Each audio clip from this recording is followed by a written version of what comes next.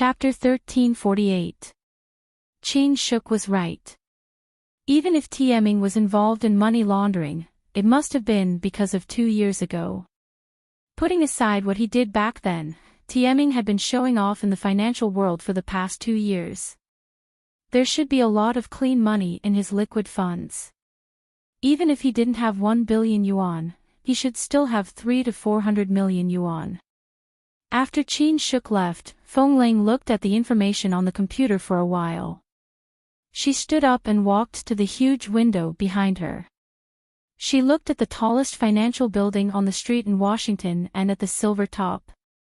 Since Feng Mingyi had done such a shady business, he must have been very careful in his actions. Furthermore, his relationships with various parties were very strong. If the person behind him did not have a certain amount of power, it would definitely not have been so clean and neat to expose his affairs. Feng Mingyi did not even have a chance to catch his breath and walked onto the path of death. In fact, she hadn't even participated in any disputes. She didn't even have the chance to participate in a fight. This matter had indeed solved her urgent problem, but the only person she could think of who could do this was Li Nanheng. The current situation of the Feng Corporation was not as optimistic as it seemed on the surface. However, in order to control the overall situation, she couldn't show everyone her current tense side. She had been enduring and thinking of ways to support the Feng Corporation, but many people in the circle had sharp eyes.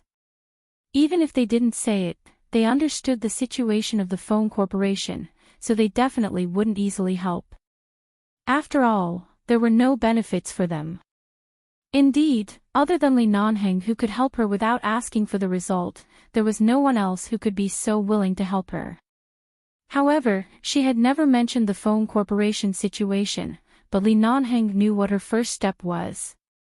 Before she made a move, he helped her cut off the other party's path of attack. Feng Ling stood by the window and watched for a long time. Then she picked up her phone and called Li Nanheng. No one picked up the phone for a long time. She called again, but no one picked up. She found his current assistant, Yu Zheng's number in the address book. This time, it went through. Hello, Miss Feng. Assistant Yu, is CEO Li here? CEO Li is not in Washington right now. Miss Feng, you can call his private number. I just called, but he didn't pick up. I'm not too sure about that. CEO Li has been quite busy since returning from the vacation. He occasionally deals with the company's matters and occasionally discusses something with Brother Su. However, when he and Brother Su are discussing things, I'm basically not around.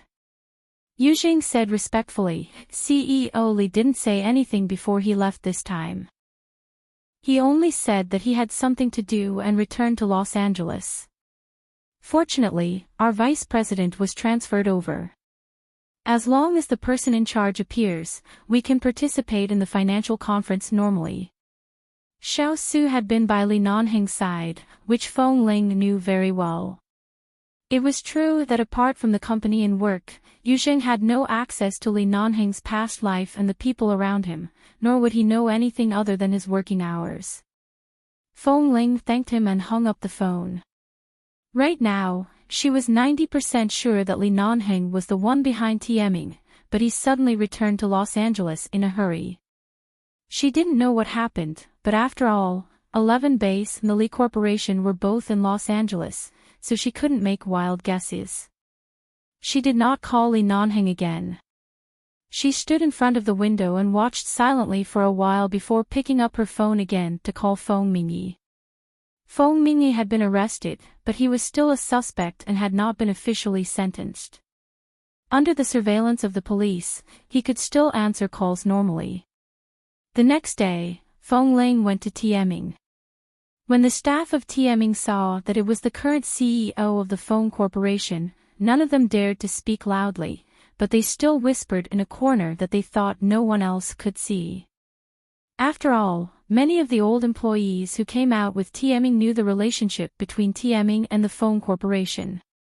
Now that something had happened to Feng Mingyi and TMing had been put on hold because of money laundering, if the Feng Corporation did not take over, all the employees in the company would face the disaster of losing a month's salary and losing their jobs. If the Feng Corporation took over, the old employees who had followed Feng Mingyi out would definitely not have a good time. All the employees of TMing had their own plans, but they didn't know how this young female CEO of the Feng Corporation wanted to treat them. However, to their surprise, Feng Ling only brought people over to check all the company's accounts and all the recent large expenditure channels and large income channels.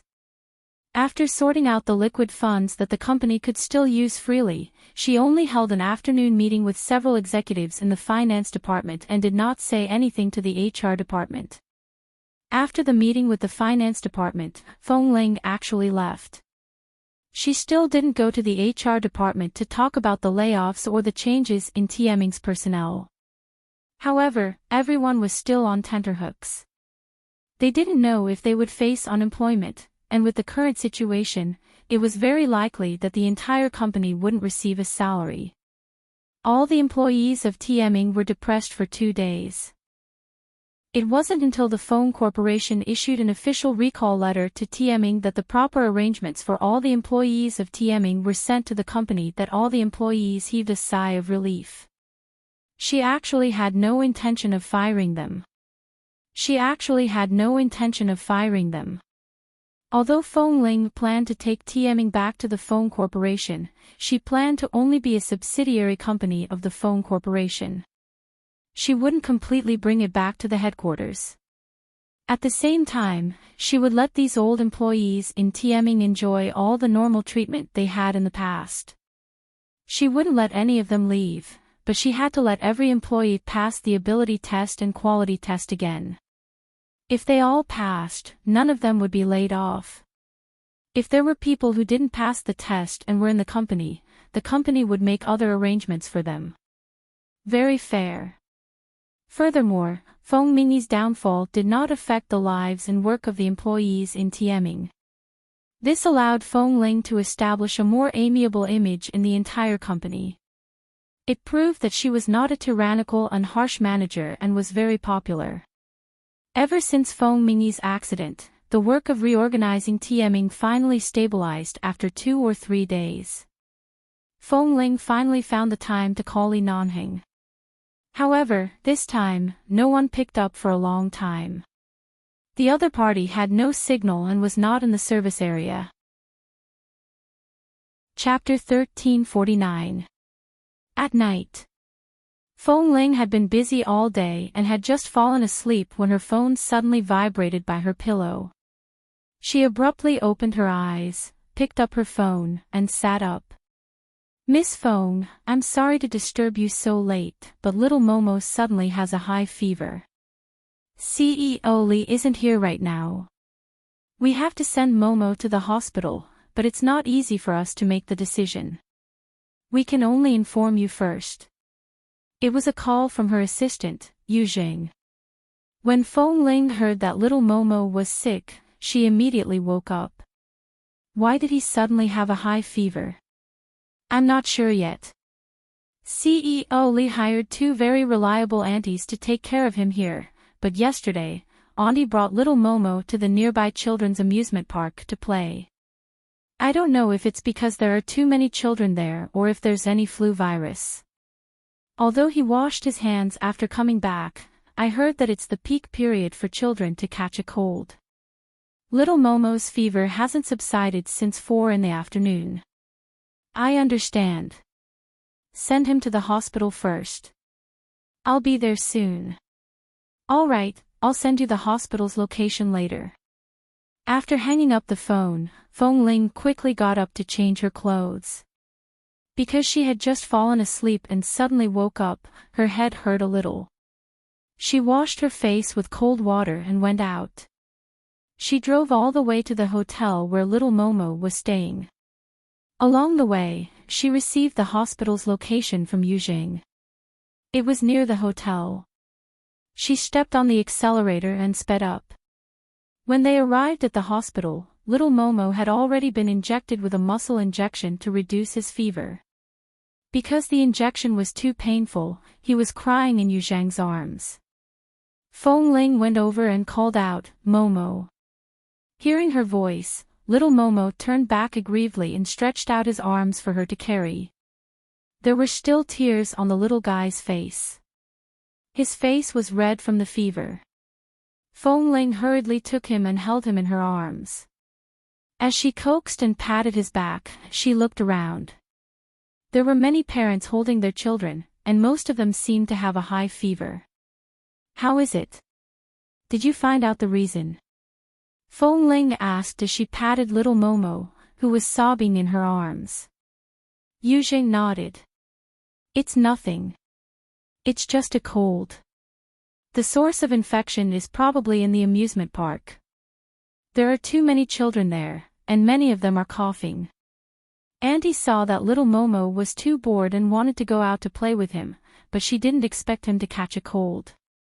Fortunately, the doctor said that under normal circumstances, after the fever subsides tomorrow morning, it'll be fine. "I'm really sorry for troubling you so late. What's there to be embarrassed about? I entrusted little Momo to you to take care of. He's sick now, so I should come no matter how late it is." As Feng Ling spoke, she kissed little Momo's little face with heartache. Feeling that his face was indeed hot, she couldn't help but ask, "Won't it be a problem if it keeps burning?" Momo Momo Momo Momo Mother Momo Momo ill and Mother, up. Feng Ling had never taken care of a child before, and this was the first time she had encountered such a sick child. Thankfully, Yu Zhang's words were clear and simple, which put her at ease. "Momo, be good. Auntie will accompany you in the hospital tonight, okay?" Feng Ling kissed the little guy's face again. Little Momo did not speak. He hugged her neck and cried aggrievedly. From time to time, he would reach out to touch his own butt. It seemed like the injection was really painful. Feng Ling touched his little butt, lowered her head, and whispered in his ear, "Does it hurt?" Little Momo choked up again. He sniffled in her arms and said, "Momo, it hurts, little pitiful." Feng Ling touched him again, her heart aching. She turned back and asked a few more questions. After confirming that she could carry little Momo to a resting room near the emergency room or a quiet ward for the child to rest, she carried Momo upstairs to find a ward. Originally, she wanted to put little Momo on the bed, but he refused to let go. He even hugged her neck tightly and sobbed. Feng Ling couldn't bear to see him like this. She simply hugged him and coaxed him. At the same time, she instructed Yu Zhang to buy food for little Momo. He had just been injected with a fever, so there were many things that he couldn't eat randomly. Yu Zhang went out for a long time before he bought something edible. He also bought a lot of toys that little boys liked, such as cars, planes, and so on. Little Momo's eyes lit up when he saw the toys, but he couldn't bear to leave Feng Ling's embrace. He struggled for a long time until Feng Ling said, "Momo, sit here and play with the toys. Auntie won't leave. Auntie won't be so busy recently. I can have a lot of time to accompany you, okay?" The little guy finally let go and turned to focus on playing with the toys. Seeing that he was so sensible, he only cried when the injection hurt. After that, it no longer hurt, and he didn't cry because he was sick. Other than asking adults to hug him, he only played with his toys. He was really a very obedient little baby. Feng Ling supported her chin with one hand and sat on the chair by the bed. She leaned against the table by the bed and looked at little Momo, who looked up at her blankly for help because he couldn't understand the new toy. It was a transformer toy. It seemed like its limbs could be removed to turn into a small car, but after removing it, it was a little difficult to restore it. Feng Ling had never played with it before and didn't know much about it. However, looking at the little guy's pleading expression, she couldn't help but reach over to play with him. In the end, after spending more than an hour, she still couldn't recover an arm or leg. In the end, even the appearance of the car changed. Yujing went out to bring back little Momo's blood test results. As soon as he entered the door, he saw Fengling, who was usually cold and aloof, leaning against the bed and playing with the transformer with little Momo. Most importantly, both of them looked helpless.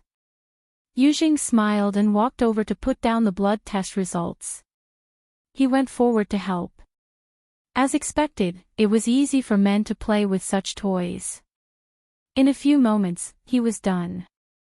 Little Momo jumped around on the bed excitedly and kept shouting that Uncle Yu was awesome. Fengling was infected by this atmosphere and suddenly felt that children were so cute and naive. No matter how uncomfortable they were, no matter how painful the injection was, as long as a toy was installed, they would be so happy as though they had the whole world. Little Momo's test results were indeed as the doctor had said. It was indeed a viral cold. There was not a big problem. Fengling was relieved and got up to find the bathroom. After all, she had stayed up all night and was a little sleepy. She wanted to wash her face with cold water. Chapter 1350. As soon as she walked out of the bathroom, she suddenly heard the heart-wrenching cries of adults coming from the pediatric emergency room in the distance. Fengling felt that something seemed to have happened there. She didn't have the habit of meddling in other people's business, but most of the children in this kind of pediatric emergency room were children, so she subconsciously walked over. A little boy about 1 year old with a pale face was pushed in on the bed. Next to him, he should be the child's parents. He kept crying and shouting. He seemed to be a native of Washington and spoke American English. Hearing the conversation of the medical staff from afar, she learned that the child accidentally swallowed a small coin and it was stuck in his throat. Seeing that the child's snow-white skin had been choked to purple and listening to the adult's cries, Fengling frowned and inexplicably panicked in her heart. Such a small child. Suddenly, a figure walked quickly from the back of the crowd and quickly picked up the child from the bed that was being pushed. Then, he turned the child around and made the child lie on his stomach. Nurses rushed over from all directions. After all, the doctors in the emergency room were so busy that they could not separate themselves from receiving patients. When they suddenly saw such a person suddenly coming over and using such a professional first aid technique, they were all stunned. When Fengling approached and saw the tall man, her expression did not change, but a trace of hesitation flashed across her brows. Dr. Wen. Lin Han was not wearing a white coat but a simple shirt and trousers. He had many private hospitals under his name. He definitely wouldn't work in this hospital in Washington, and judging from his clothes, he shouldn't be a doctor here. However, his technique was professional and fast. Before anyone could react, his hand had already patted the child's back. In less than a minute, the child suddenly began to vomit with great difficulty. Then, with a forceful movement of crying and vomiting, the coin that almost took his life suddenly fell out of his mouth. Although the coin finally came out, the child's face had turned blue and he was still very weak. Lin Han didn't say much. He got up and put the child back on the bed. With a few simple words, he signaled the nurse to quickly push the child into the emergency room. The children's families were also stunned. After thanking him, they hurriedly followed him into the emergency room. Lin Han didn't say much but glanced over there. When he turned around, he suddenly paused, turned his eyes, and met Fengling's eyes. When Fengling came back to herself, Lin Han was already looking at her. Obviously, he was quite surprised that she was here. However, this expressionless man only watched her for a moment before walking over. Fengling. Dr. Wen. Fengling remembered that before Wen Liqing left, she had told her not to let anyone find little Momo. From the child's expression and appearance, she could tell that Momo was Wen Liqing and Lin Han's child. However, Wen Liqing had told her that although she didn't know what had happened between the two of them, since she had agreed, she had to hide it for Wen Liqing. Although she didn't know why she had to hide it. "Why are you here?" Wen Linhan asked. "I have some work in Washington.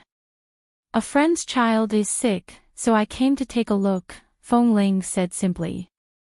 Wen Linhan nodded. "And, me too."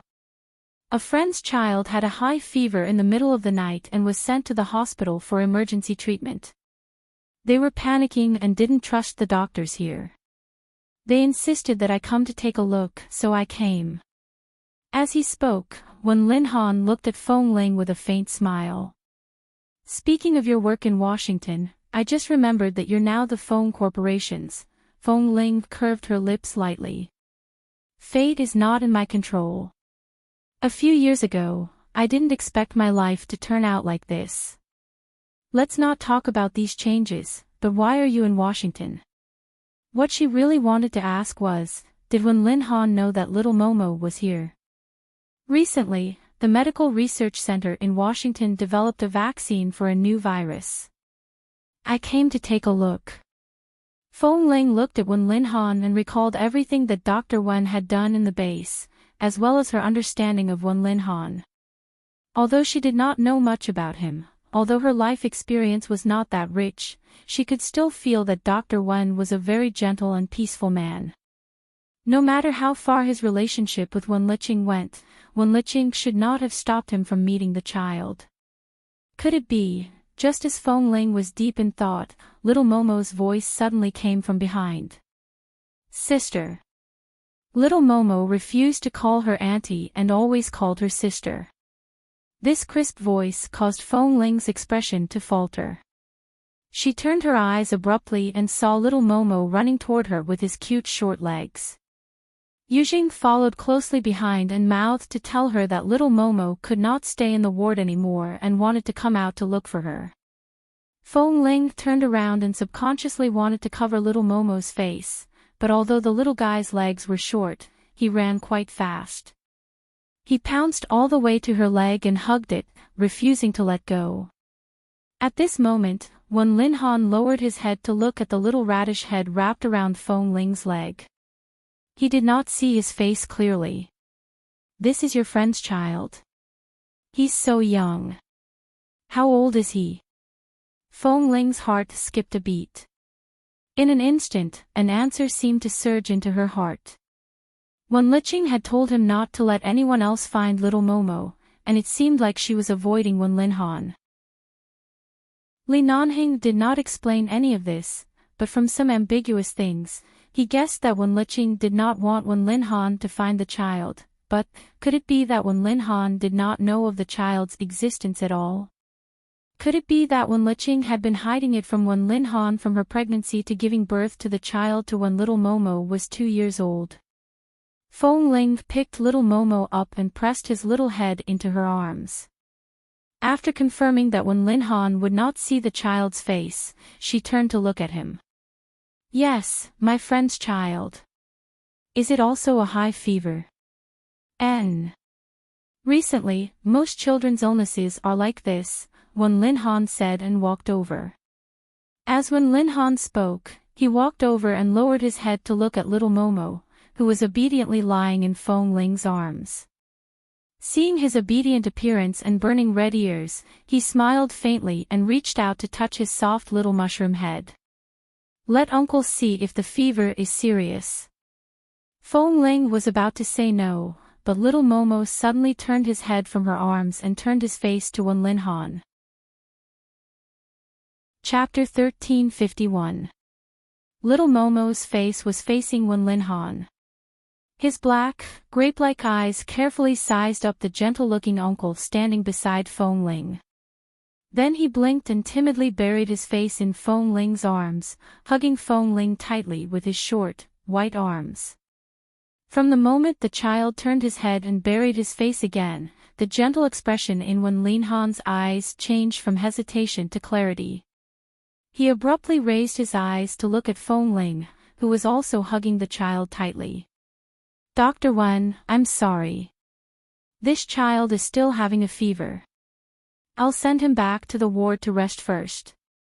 If we have a chance to meet again, we'll contact each other again." With that, Fengling turned to leave with the child in her arms. Wen Linhan did not chase after her. He just stood there and looked at Fengling's back. He then looked at the arms and legs of the child in her arms, and his clear eyes gradually deepened. Yuzheng. Fengling quickly walked up to Yuzheng. In order to calm Wen Linhan's doubts, she could not leave immediately. She could only send the child to Yuzheng's arms. "Send Momo back to the ward. I want to talk to that gentleman." "All right, Miss Feng." Yuzheng raised his hand and took the child, but Fengling covered little Momo's face with her hand, but she could not do it too deliberately.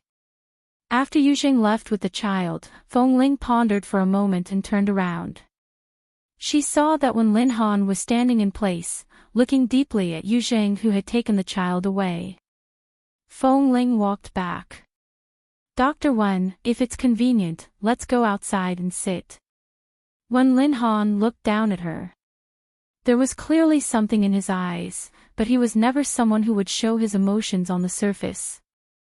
Hearing Fengling's words, his gaze fell on her face. "The child looks very familiar." Fengling did not avoid his words, nor did she answer directly. She only pointed in the direction of the hospital door with her eyes. Wen Linhan did not say anything more. He turned and walked out. Outside the hospital, Fengling was blown by the cold wind. She felt a little more clear-headed about the whole thing. What's wrong with the child? Wen Linhan didn't waste any time. He stood beside her expressionlessly and looked straight into her eyes, not giving her any chance to lie. Fengling was silent for a moment before asking, "What did you see? Is there still a need to look?" "A face says everything." Wen Linhan's eyes were cold. "I'm afraid there is no second face in this world that looks so much like me and her. Especially since I grew up with her. I know very well what she looked like when she was a child and what I looked like when I was a child. To be honest, I don't know what happened, but now the child is entrusted to me. Firstly, I can't answer your questions, and secondly, I can't give the child to you. I can't contact Wenliching now. You should know my character. The mission I received is to fight to the death. It's the same for this child. Since she asked me to protect her and not let anyone take her away, now even if you put a knife on my neck, I can't give her to you." Wen Linhan stared at her. "I know you're not a liar." Fengling smiled lightly. "Indeed, it's difficult for me to hide anything, but I really don't know what happened." "What do you know?" Fengling turned to look at him. "I met this child by chance some time ago. At that time, Xiaoqing didn't show up in front of me and left the child with me in a panic. Before she left, she sent me a message asking me to take care of the child. I'm indebted to her, so I'll definitely do my best to take good care of this child. As for the rest, I don't know what happened to her and why she hid everywhere and left the child with me." Wen Linhan's cold brows slowly furrowed. She was very flustered and needed to hide everywhere.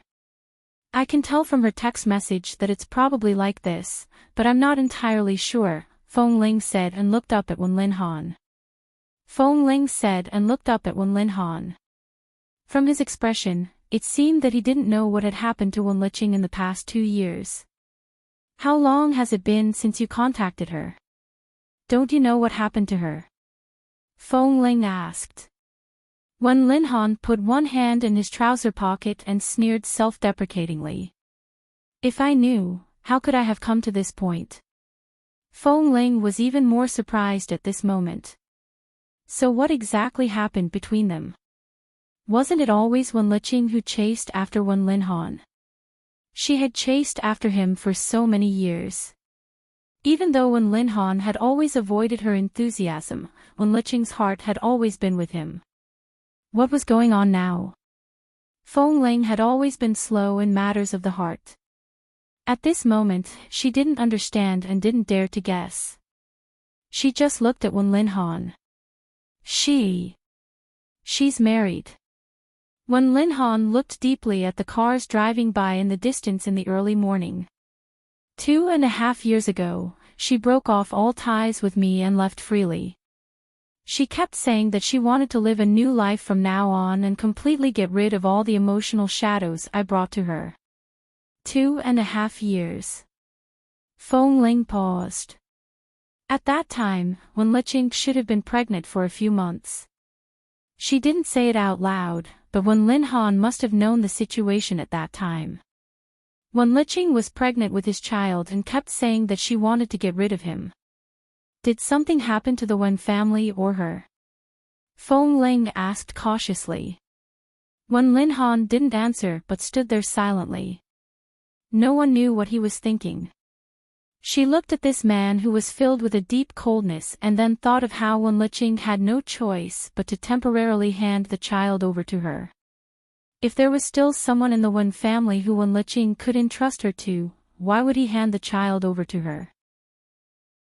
From this, it could be seen that something must have happened to the Wen family. But it seemed like Wen Linhan didn't want to say this. He wasn't good at telling others about his matters, and so was Feng Ling. The two of them stood in front of the hospital in silence for a long time. When the sun rose in the east and the coldness of the early morning subsided slightly, the phone in Feng Ling's pocket vibrated. She took it out and saw that it was a message from Yuzheng. He said that little Momo's forehead was sweating. He had just called the doctor over to take a look and his fever had successfully subsided. Feng Ling heaved a sigh of relief and put her phone back into her pocket.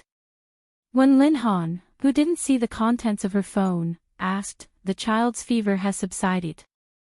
I want to chat with more like-minded people about young Master Mo. Have you kissed enough? Talk about life, and find a confidant W. 4M." Chapter 1352. Feng Ling turned to look at him. After all, he was a doctor. He should be very familiar with the child's high fever. He also knew when the fever would subside. She nodded. "Yes, the fever has gone down. Let me take a look at the test results." Wen Linhan was not in a hurry to ask to see little Momo. Instead, he handed his hand to Feng Ling. Feng Ling looked at him and did not give it to him. "I'm a doctor," he said calmly.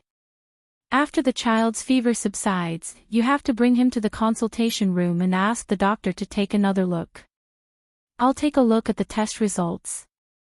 I didn't ask you to hand the child over to me immediately. Is there a problem?" He was too calm, so calm that Feng Ling felt that he must have found out everything that Wen Liqing had hidden from her over the years in these short 2 hours. However, he did not show it on his face. At this moment, he only wanted to look at the test results. She took out the test results from her pocket and handed them to him. Wen Linhan took it, looked at the medication, and all the test results, and said, "Did the doctor prescribe antivirus medicine for him?" "Yes, I'll take him to breakfast later. I think it's oral liquid." "All right." Wen Linhan looked at the name on the test results. Wen Shumo, 2 years old. 2 years old. That absurd night 3 years ago was clearly engraved in his mind. Wen Linhan looked at the test results silently. He did not look at Feng Ling but only stared at the things in his hand. "It's a cold. Normal medicine. These test results are useless. Can I take them away?" "Yes." This thing didn't have much use. Since Wen Linhan already knew the truth, he didn't mind him taking them away. After all, little Momo's name, age, and some blood tests were written on it. There was nothing else that couldn't be taken away. Seeing that she answered so readily, Wen Linhan carefully folded the test results and held them in his hand. He glanced at her again.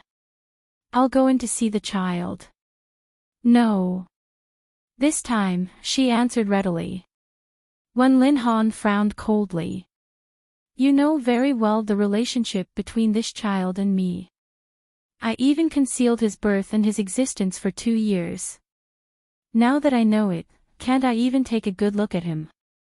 Dr. Wen, based on my understanding of you, I believe you are a very good person, but I have never understood the relationship between you and Wen Liqing. Feng Ling said softly, if she hadn't entrusted the child to me, I wouldn't have meddled in other people's business. But now that she has handed the child to me, I have to do what I promised her. You can't take this child away, nor can you see him. I can't see my son. Wen Linhan's eyes turned cold. Feng Ling, what would I do to my own son to make you worried? Not really, Feng Ling said calmly. But Wen Liqing chose to hand the child to me when she had no choice but to hand him over to you. This means that the whole thing is not as simple as I thought. She naturally has her reasons for not letting you see the child. Furthermore, Momo is very obedient to his mother. If I ask him to follow me, he will obediently follow me. Now that you suddenly appeared, even if you say you are his father in front of him, I'm afraid he won't leave with you. Wen Linhan did not speak for a while and just looked at her. Feng Ling did not budge an inch. Just now, he called you sister. Wen Linhan suddenly asked softly. Yes, I've taught him many times to call me auntie, but he likes to call me sister. Little Momo's mouth is very sweet and he's very good at coaxing adults. He's especially cute and sensible. Usually, when I ask him to obediently follow auntie, he will obediently follow. He won't run around or eat anything. When he's sick, he will only hug me and cry when he's in pain. When he's sick, he won't keep crying. He's very obedient and a very likable child. Wen Linhan smiled. All right. Dr. Wen. This time, he caught a cold because the virus is too contagious. He became like this after going to the amusement park once. In the future, I will pay attention to prevent him from going to places with too many people during the flu season. In short, don't worry. He's very safe with me. If you want to bring the child to your side, the first thing you have to do is to find the child's mother. When she left America, it was no different from running for her life. I've already guessed the reason. Wen Linhan said indifferently and looked at Feng Ling seriously. I know very well what to do. Take good care of him. I can't thank you enough. Feng Ling smiled and shook her head. Miss Wen saved my life before. You also saved my life when you were at the base. There's no such thing as gratitude. The child is very adorable. Anyway, I won't mistreat him. When Feng Ling returned to the ward, little Momo had just been fed breakfast by Yu Zheng. Although he had only eaten some light porridge, the child's complexion looked much better after his fever subsided.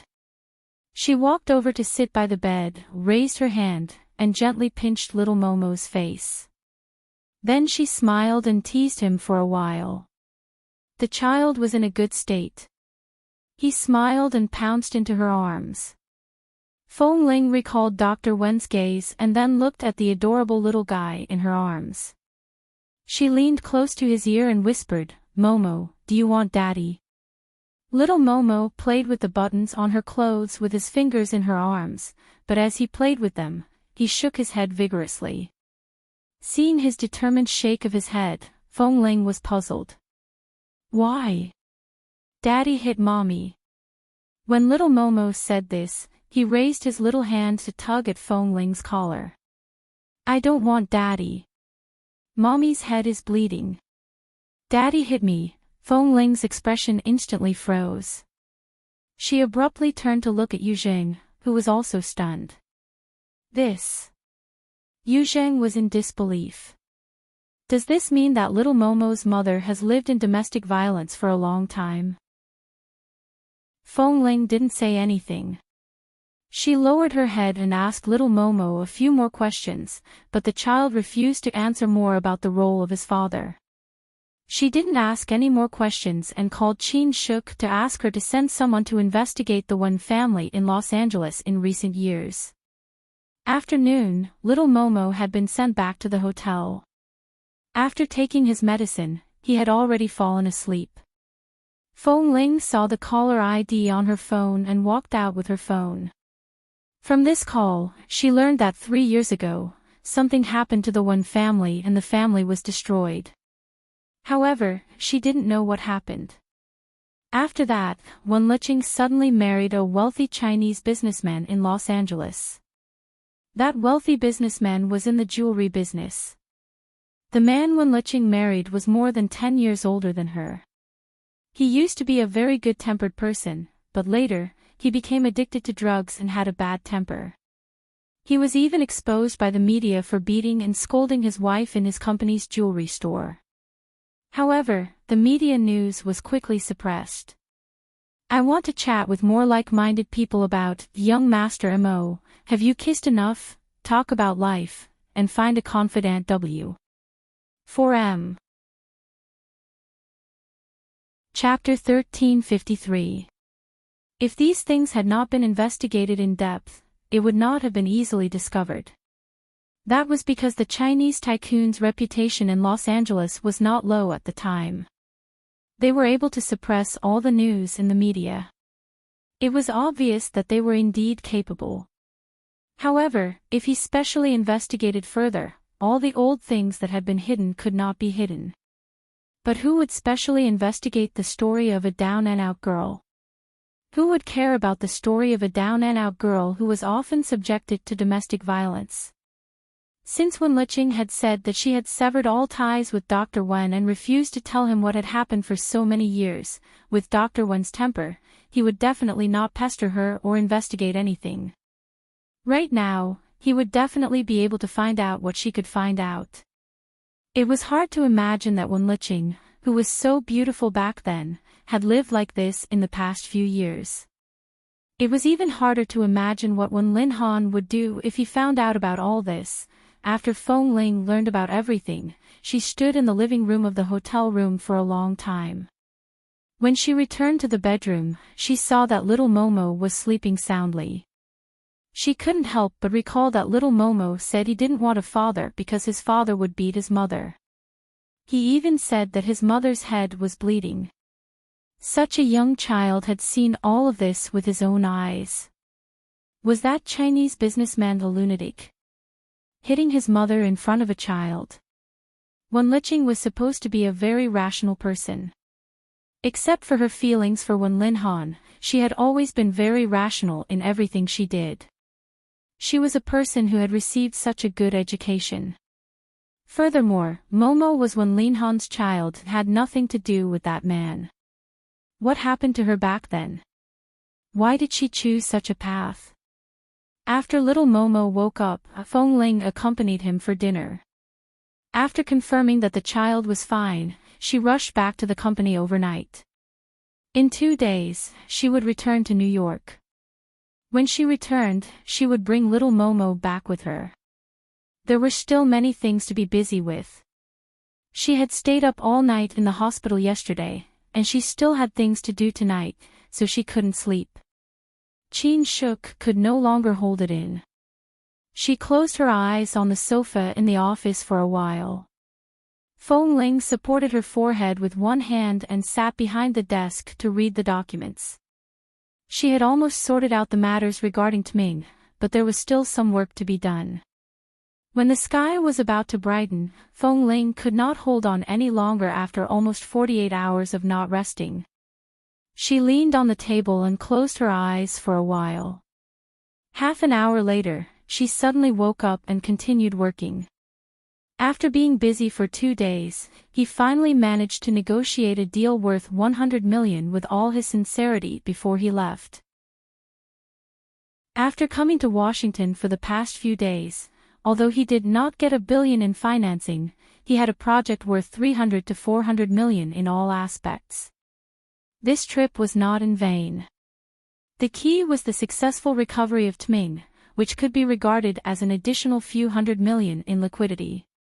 This urgent situation was temporarily resolved. On the way back to New York, little Momo sat in Fong Ling's car. She held the child in her arms and closed her eyes to sleep for a while. Suddenly, her phone rang. She closed her eyes and pressed the phone to her ear. She listened for a while. It was the company's higher-ups. They had many important things to discuss about Tming. She spoke a few words in a half-awake state before putting down the phone. The car continued to drive, but she could not sleep. Little Momo slept soundly. Fong Ling lowered her head to look at the lit phone screen. She opened the recent call records and found Li Nanheng's private number. Even though she had not been able to contact him in the past few days, and the few times she had called, no one answered or there was no signal, she would still call him every day when she was free. After all, she still had something to ask him about Tming. This time, the other party's phone was turned off. She called 3 times in a row, but his phone was turned off. Fong Ling lowered her head to look at the call that had been automatically cut off because the other party had turned off his phone. She watched as the phone screen turned from bright to dark. Qin Shuk sat in the front passenger seat and slept for a while. Hearing the commotion behind her, she narrowed her eyes and looked back at her. Seeing that Fong Ling was staring at her phone in a daze, she couldn't help rubbing her swollen forehead and saying, "Haven't contacted Li Nanheng yet?" Fong Ling did not answer. These past few days, everyone had been working hard and didn't have much time to chat. She only took the time to make a few calls occasionally. She couldn't get anything from Yuzheng, and she couldn't contact Xiao Su. Li Nanheng seemed to have suddenly disappeared. Based on her years of instinct, the disappearance of a person like Li Nanheng was definitely not simple. Something must have happened. However, another voice told her that no news was the best news. After all, he had left the base a long time ago, just like her. His arm injury last time might have been an accident, and it was impossible for anything else to find him. Perhaps, he had just been too busy in the company recently. After all, she had been so busy for days and nights that she didn't touch the phone and only sat in the office reading documents. At that time, many people thought she had gone missing, but in the end, they found her in the pile of documents in the office. New York. After all, Dr. Wen already knew of little Momo's existence. Right now, there was no need to hide or avoid anyone. In order to ensure little Momo's safety, Fong Ling sent the child to the Fong family's villa and asked the 2 elders of the Fong family, who longed for a child to accompany them, to take care of him. On the other hand, she returned to the company to continue her work. On the second day after returning to New York, a local financial company in New York suddenly sent someone to discuss a 1 billion financing contract with her. When Qin Shuk heard the news, she jumped up and shouted that the heavens had eyes. She actually had 1 billion yuan of financing when she needed it the most. While Fong Ling was discussing the contract with someone, she was thinking about the recent events and this billion yuan financing contract. Why was everything so agreeable to her? If this matter had something to do with Li Nanheng, he hadn't shown up recently, but it was true that after that night in the resort, everything seemed to develop naturally. It was impossible to say that it had nothing to do with him, but if it had something to do with him, what did it mean that he hadn't appeared these days? In the conference room, Fong Ling was discussing the project with the investor. Halfway through the meeting, there was a commotion outside. The door of the conference room was suddenly knocked open. Tam and Lin Qing rushed in with guns in their hands. A few security guards who had been beaten black and blue followed in, shouting, "CEO Fong, these 2 people rushed into the company to see you." We saw that they didn't seem to have good intentions and went forward to stop them. In the end, these 2 people suddenly panicked and rushed in with guns. The moment Fong Ling saw that it was Tam and Lin Qing, her gaze froze. Before she could speak, Tam suddenly said with red eyes, "Something happened to Boss Li and Kay." We don't know if they're dead or alive. We've been looking for them for days and nights. A string in Fong Ling's mind suddenly snapped. She abruptly stood up from behind the conference table. I want to chat with more like-minded people about, young Master Mo, have you kissed enough, talk about life, and find a confidant W. 4M. Chapter 1354. The executives and partners at the conference table turned pale with fright because of the two men who rushed in with guns. The moment Fong Ling suddenly stood up, they were all stunned. What are you waiting for? Hurry up and call the police. An executive looked at the guns in Tam and Lin Cheng's hands and ordered loudly with a frown. I've already called the police. The security guard quickly answered. Fong Ling acted as though she didn't hear anything. She stared at Tam and Lin Cheng. What happened? Seeing that CEO Fong seemed to know these two people and didn't seem to mind the guns in their hands, they immediately looked at each other, not knowing what had happened. Tam looked at Fong Ling with bloodshot eyes. His lips trembled and he held the gun tightly in his hand. When the security guard by the side instinctively wanted to come over, he glared fiercely at him. Don't touch them. After speaking calmly, Fong Ling lowered her eyes again and looked at the cooperation document by her hand. If she didn't calculate wrongly, this kind of financing project couldn't be approved immediately. It must have been arranged when she was in Washington. It wasn't until the other party's financing salary was ready that she came over today. However, in fact, whether it was timing or the money that could support the entire phone corporation, everything had already been arranged for her. The meeting will be adjourned for now. I'm sorry. If your company can accept it, you can call my cousin, Vice President Chin, over to continue the conversation. Sure. If Miss Fong has something urgent, you can call the other people in charge of your company over. It's all right. From the looks of your two friends, something big must have happened. We can understand. Although the person in charge of the financing company was frightened by the two men with guns, he saw that they didn't seem to have any intention of hurting anyone. Seeing Fong Ling's expression, he more or less understood. Under normal circumstances, partners who could provide such a huge amount of financing wouldn't have such a good temper. As the CEO of a company, they could still accept Fong Ling leaving halfway through the discussion of the financing project. She really didn't believe that someone had played a role in this financing. Li Nanheng. What did she say and do in front of him that night when she was drunk? Thank you. Fong Ling put down the document in her hand and decisively ordered her assistant to call Qin Shuk over. She then glanced at Tam and Lin Cheng, who were still standing there, and gave them a look. Follow me. After Fong Ling and the two young men with guns left, everyone in the conference room looked at each other again. After leaving the conference room, the corner in front of the corridor was very quiet. There were no employees coming or going. Fong Ling turned back to look at the two of them. What exactly happened? Tam's eyes were still red. When they came back, they were all hospitalized for treatment. Kay and Boss were in the explosion area. We may not be the most powerful in the base, but I believe that with your feelings for Boss, you definitely won't be able to accept this result. The two of us want to go to Israel to look for Boss and Kay, but the base doesn't allow it. We can only violate the rules of the base and take the risk. We didn't come here because we wanted you to go with us, but because you've always been one with us. You have the right to know everything. Whether Lin Cheng and I can come back or not, I'm afraid the base won't be able to keep us, but for Boss and Kay, we have to go. As they spoke, Tam and Lin Cheng suddenly took out 2 silver nameplates and handed them to her. If we can't come back, please let off Fong hang our nameplates in front of the base hall.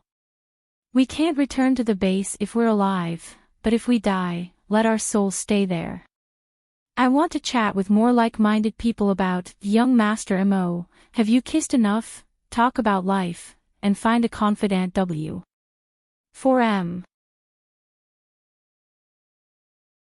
Chapter 1355. Feng Ling was silent for a moment before raising her hand to take the 2 silver brands. Tam and Lin Ching watched her and put the gun into their pockets. They were clearly prepared to leave and step into Israel at any time. Feng Ling's fingers gently stroked the 2 brands.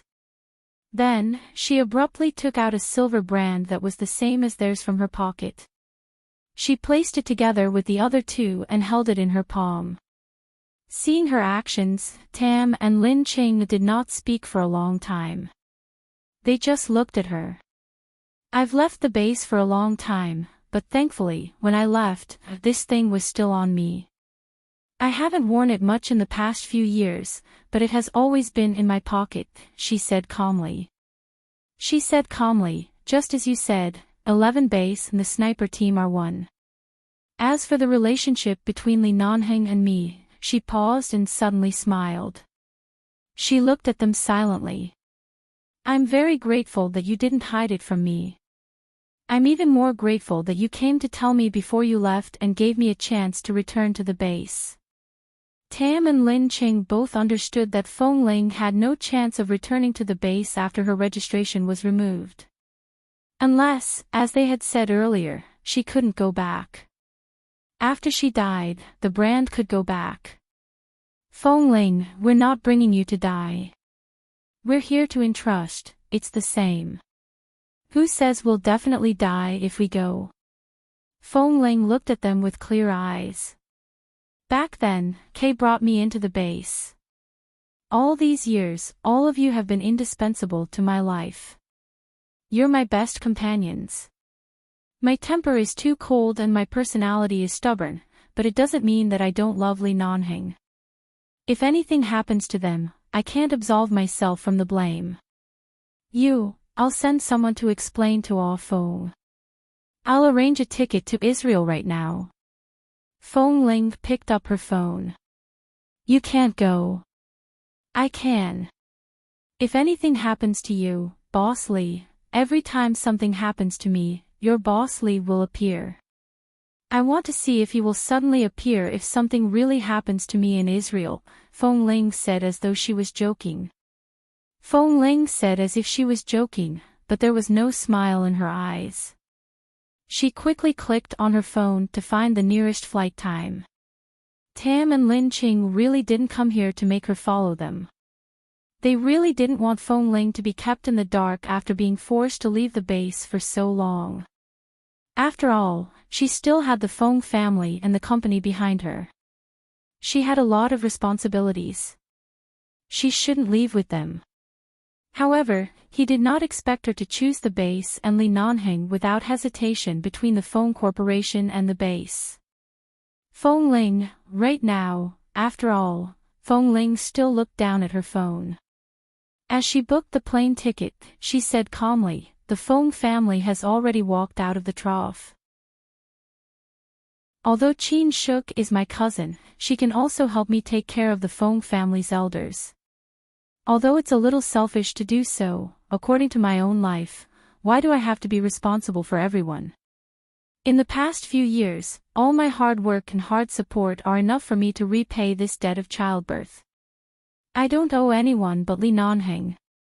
The Feng family is going downhill. They can still have a lot, but Li Nanheng is somewhere in Israel. He only has me.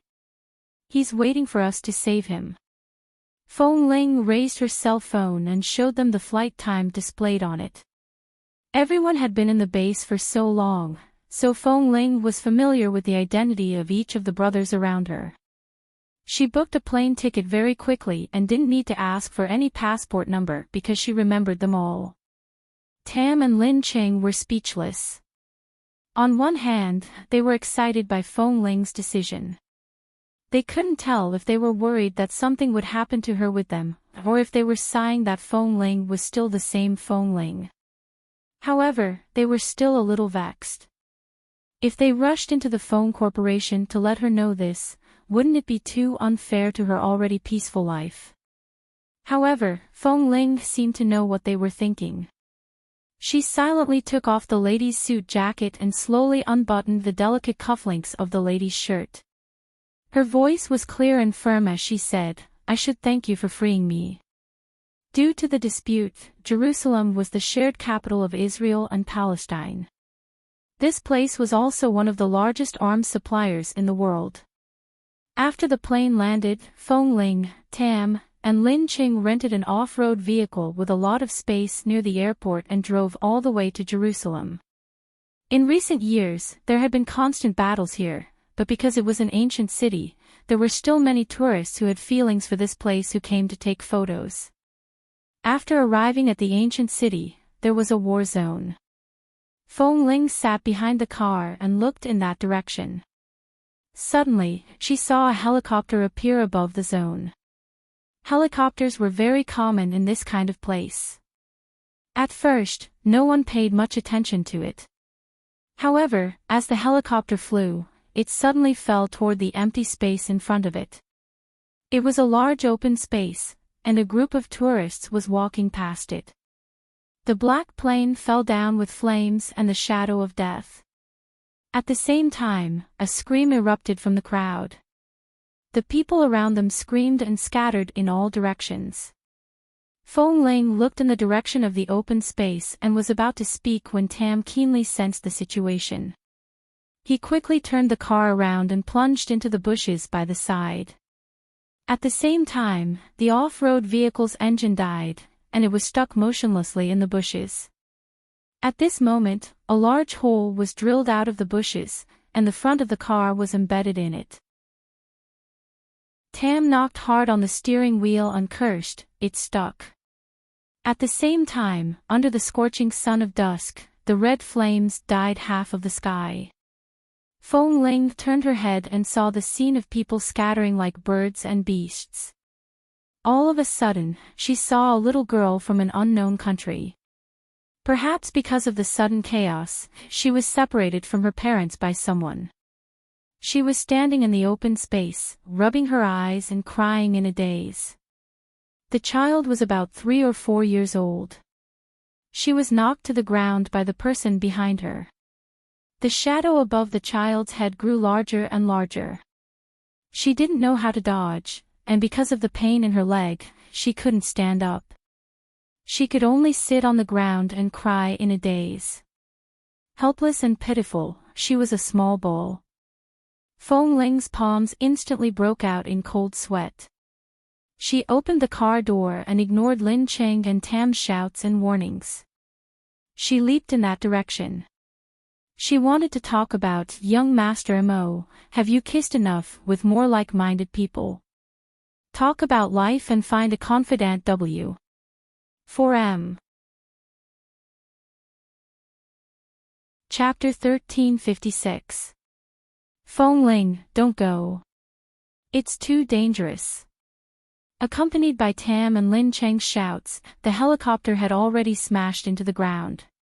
It was only about 10 meters away from the little girl on the ground. Seeing that the helicopter was about to crash and die, Feng Ling's figure had already nimbly leaped over. She picked up the little girl on the ground and pounced toward the haystack by the side without any regard for anything else. Feng Ling's speed was not as fast as when she was in the base, but it was not slow either. At the very least, when she held the little girl in her arms and pressed her against the haystack, she heard the sound of the helicopter crashing behind her. It was enough to prove that she had really saved her. The little girl in her arms was crying. Feng Ling quickly turned back and saw that the place where the plane landed was exactly where the little girl had fallen. A loud explosion rang in her ears, and the earth seemed to tremble crazily at this moment. Feng Ling patted the little girl in her arms. The little girl was already scared silly. She raised her head in her arms. "Close your eyes," Feng Ling said softly. Feng Ling said in a low voice and picked up the little girl again. When she turned around, she saw a dazzling fire in front of her. When the plane crashed and exploded, the second explosion and the soaring flames were inevitable. Precisely because of this, the surrounding people were still fleeing in panic. Feng Ling closed her eyes from the thick smoke and quickly retreated with the little girl who did not understand her words in her arms. Tam suddenly rushed over and rushed to Feng Ling under the flames. He opened the car door and shouted, "Hurry up and get in."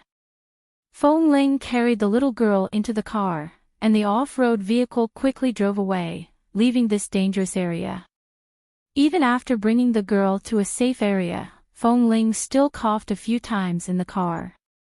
"Are you all right?" Lin Cheng sat in the front passenger seat and handed her a bottle of water. Feng Ling took the water and turned to look at the child who had been crying in fright. She brought the water to her mouth and didn't know which country she was from. She whispered into her ear and tried to ask in the languages she knew. In the end, she confirmed that she seemed to be a child from a British family. After comforting the child, she quickly called Tam to drive the car to the British Embassy in Jerusalem and temporarily handed the child over. She didn't know when the child's parents would come to find her. After instructing the child, Feng Ling walked out of the embassy. Her throat was very uncomfortable. She went to the car to get a bottle of water. After drinking a few sips, she felt much better. At the same time, the hand holding the water bottle paused. She abruptly raised her eyes to look at Tam. "Where was the accident between Kay and Boss Lee? You said there's a river nearby, didn't you?" "They had an accident about 40 kilometers away from here. There is indeed a river there. I choked on the smoke from the explosion when the plane crashed. My throat has been dry and painful. In the area where the chemical detonated, if they still had a chance of survival, they would definitely choose the water route," Feng Ling said as she quickly got into the car. "Let's go take a look." Feng has already thought about this. He has already sent people to search along the river, but at the end of the river is a very high waterfall cliff. Tam's voice became hoarse. "If it's there, there's no chance of survival. Even if we firmly believe that Boss and Kay are still alive, we can only choose another route. The water route is definitely no longer feasible." "It works." Feng Ling directly capped the mineral water bottle again and went to the driver's seat. She looked at the two people outside the car. "Or, rent another car. You guys go by land. I'll go by water." "That definitely won't work. I can't let you go alone," Lin Cheng said and jumped into the back seat. "Let's go to the water route to take a look, in case there really is a miracle." Tam no longer had any objections. He got into the car, but when he sat in the front passenger seat, he glanced at Feng Ling. "I'll drive." "It's fine. You've been driving all the way. Rest for a while. We'll take turns." Feng Ling looked at the road ahead. It was barren everywhere. The sunlight was bright and dazzling. She took the sunglasses from Tam and put them on. Tam looked at her by the side. "Aren't these sunglasses a little big for you?" It was indeed a little big, but Feng Ling had long hair tied behind her head. Her eyes and legs could be pinned to her hair and wouldn't fall off for the time being. "It's fine. It's much better than the sunlight." As Feng Ling spoke, she reached out to search for the direction on the navigator and pointed at the red dot on it. "It's here, right?" "Yes, Boss's accident happened here, but so many days have passed. If he's still alive, he must be very far away," Tam said. "Let's get there first, then slowly search along the waterway and the surroundings." Feng Ling quickly stepped on the accelerator according to the direction of the navigation. At the same time, she said, "Contact the base and see what routes they've searched before. Don't waste time. Don't repeat the useless route. We've already fallen out with the base. We came out on our own." "How could the base? Can't you ask a few people you're close to in private?" "If you put this kind of thing on the table, not to mention off phone, even if Boss is in the base, the result will be the same. However, a human life is at stake. Even if you contact Ah Feng in private, he will still tell you. Feng Ling frowned. Lin Cheng paused for a moment and quickly picked up his phone to contact the people at the base. In the end, it was indeed the electronic map that Ah Feng had sent them. All the routes marked in red were the ones that they had sent people to search, and the locations were all there. As Feng Ling drove, she listened to the route that Tam and Lin Cheng were talking about. She controlled the steering wheel with one hand and quickly marked the navigation on the car with the other. She could mark almost all the locations that the two of them mentioned at the same time. In the end, all of them appeared on the navigation device. The waterway. The location they're looking for ends in the area of the waterfall, Feng Ling said as she drove. When we pass by a car rental place later, let's rent 2 more cars. We'll split into 3 groups. I'll go to the waterfall. You guys go to the other 2 unexplored routes. That place is too dangerous. How can I let you go? Below the waterfall is an ancient jungle. Have you lived in the jungle before? Feng Ling asked. I'll go myself. You guys go to the other routes. Listen to me. Even though Feng Ling was no different from before, her tone had more or less become a high-ranking leader. She could not be refused. I'll go by water. You guys choose these 2 routes. We'll meet at the final location in 48 hours. She wanted to talk about young Master Mo, have you kissed enough with more like-minded people? Talk about life and find a confidant W. 4M. Chapter 1357. Feng Ling drove alone in the direction of the river near where Li Nanheng disappeared. This was no longer the urban area of Jerusalem, but it was even more chaotic than the urban area. Feng Ling's car was like an arrow's bowstring. She kept roaring forward, but there was another huge explosion behind her. It was even louder than what she had experienced in the urban area.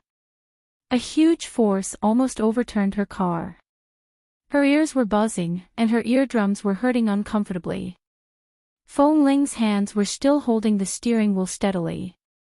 In the end, she still quickly escaped. This area was not like the city, where there was a quarantine zone. There were broken walls and debris everywhere.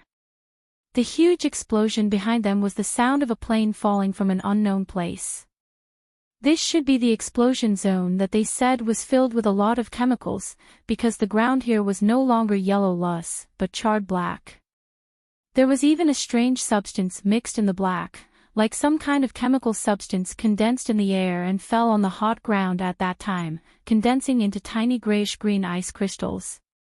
Seeing the black ground, Feng Ling suddenly stopped the car, got out of the car to carefully observe those things, and then checked for any suspicious existences nearby. When she walked to the river, she saw that the place where the weeds should have been growing was now black and bare. She gently touched it with her foot, and some charred black things fell into the river. She turned back, picked up a stone, and threw it into the river. After checking the depth of the water in the river, Feng Ling turned her gaze downstream, which was the direction of the waterfall they mentioned. It wasn't that the people from the base hadn't come to rescue them, and the base wouldn't give up on any possibility of Kay and Li Nanheng surviving. They sent people several times, but the result was the same. They couldn't find any trace of them. The final conclusion was that the chemicals might have corrosive effects, and it was so hot here, anything was possible. Perhaps after searching for so many days, they had only found 2 bodies that had long since rotted. Moreover, if they had really fallen into the river, they would have fallen into a very ancient jungle along the waterfall downstream. That kind of ancient jungle was not a place that ordinary people could enter. There might be all kinds of rare beasts, and this kind of jungle was not a place that could be survived by just learning some survival skills in the wild. Not to mention that there were beasts everywhere, there might even be some messy man-eating flowers. There were all kinds of poisonous plants on the ground at any time, and they would die at the sight of blood. At that time, even if Boss Lee and Kay were really lucky enough to survive falling down the waterfall, after so many days in the jungle below, there was no possibility of them surviving. The people in the base went from searching around urgently at the beginning to gradually having no choice but to face reality. In the end, they had no choice but to withdraw all their combat power to prevent further casualties. According to Lin Ching and Tam, this process lasted for about 4 to 5 days. 4 to 5 days. Seriously injured. Ancient jungle. The chance of survival had dropped from 1% to 0. 1%. However, there was a strong force that told Feng Ling. How could a man like him die just like that? How could he disappear from this world just like that? He was still alive. Li Nanheng must be waiting for her somewhere. After looking at all the charred areas on the ground, Feng Ling used a cut mineral water bottle to take some of the soil away. She placed it in the car and drove downstream. During this time, Tam called her and asked if she was safe. After exhorting each other, they continued to search in 3 different directions. The downstream was actually not close to the location of the incident, especially since the 2 sides of the river were not roads that could be driven normally. Even if they drove an off-road vehicle, the road was still very rugged and bumpy. When they arrived at the waterfall, the sky had already darkened. Feng Ling got out of the car and looked around. She then looked down and saw that it was indeed an endless jungle. It seemed that other than going down from the waterfall, there was no other way to go. After all, she did not know where the other side of the jungle was, so she did not know which direction to go. The night was long.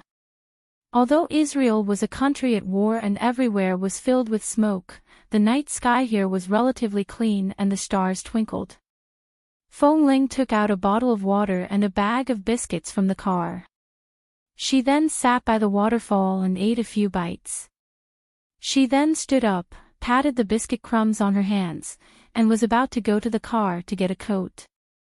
At this moment, from the corner of her eye, she suddenly saw a winding river extending into the distance in the dense jungle under the waterfall. It might not be visible during the day, but now, with the moonlight, she could see some fine shadows reflected on the river through the gaps between the leaves. If the bottom of the waterfall was not a dead spring, but a river that extended outside the jungle, then if they really fell from here, they should not be in the jungle. Instead, they should have been washed to the other side of the jungle. When the people from the base came to look for people, they stopped here, and because this was a jungle, they completely put an end to it. But what if they did not stop here at all and continued to be washed out? Feng Ling quickly got back into the car and searched for the nearby topographic map on the navigator in the car. Usually, the geographical location on the navigator was an important area. For an ancient jungle like this, there would only be one location marked. However, the river here could not be seen, nor was there a river drawn, but at least she could see where the other end of the jungle was. At the end, there was a small patch of blue on the map. At the end of the blue was Gorkin Farm, which was adjacent to Atafira. After setting her target there, Feng Ling closed the car door with a bang and found the route to Gorkin Farm. She found that she could only walk along the desert on both sides of the waterway. The desert was very dangerous, and there was probably no signal. She drove to the signal station closest to Jerusalem, prepared some water and food, and bought 2 power banks and a signal booster. Then, she resolutely went to Gorkin Farm. As she drove along the desert on both sides of the waterway in the middle of the night, she checked everything about Gorkin Farm, but she could not find anything. A farm whose name was shown on the map, but she could not find any specific information. Feng Ling continued to drive forward without hesitation. No matter what, even if Li Nanheng was not there, even if she had to go to other places to search, as long as there was a chance, she could not miss it. Chapter 1358. After driving for an entire night, when they arrived near the Gorkin farm, the desert in front of them finally turned into a normal-looking farm town. However, this town seemed very barren. It was surrounded by green space, and she could see all kinds of crops. She could also see many people working hard in twos and threes. Feng Ling drove the car over and found a young man with dark and yellow skin.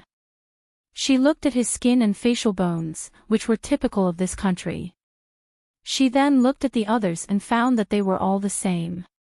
It seemed like the people in this Gorkin farm were all born and raised here, not foreigners from other countries. When the young man saw Feng Ling, he was a little confused.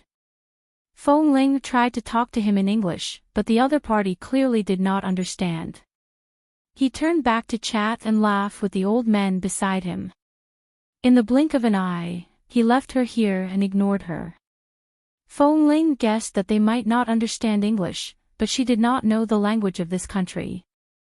When she drove past the barren and desolate town of the Gorkin farm, many old people and children watched from the side.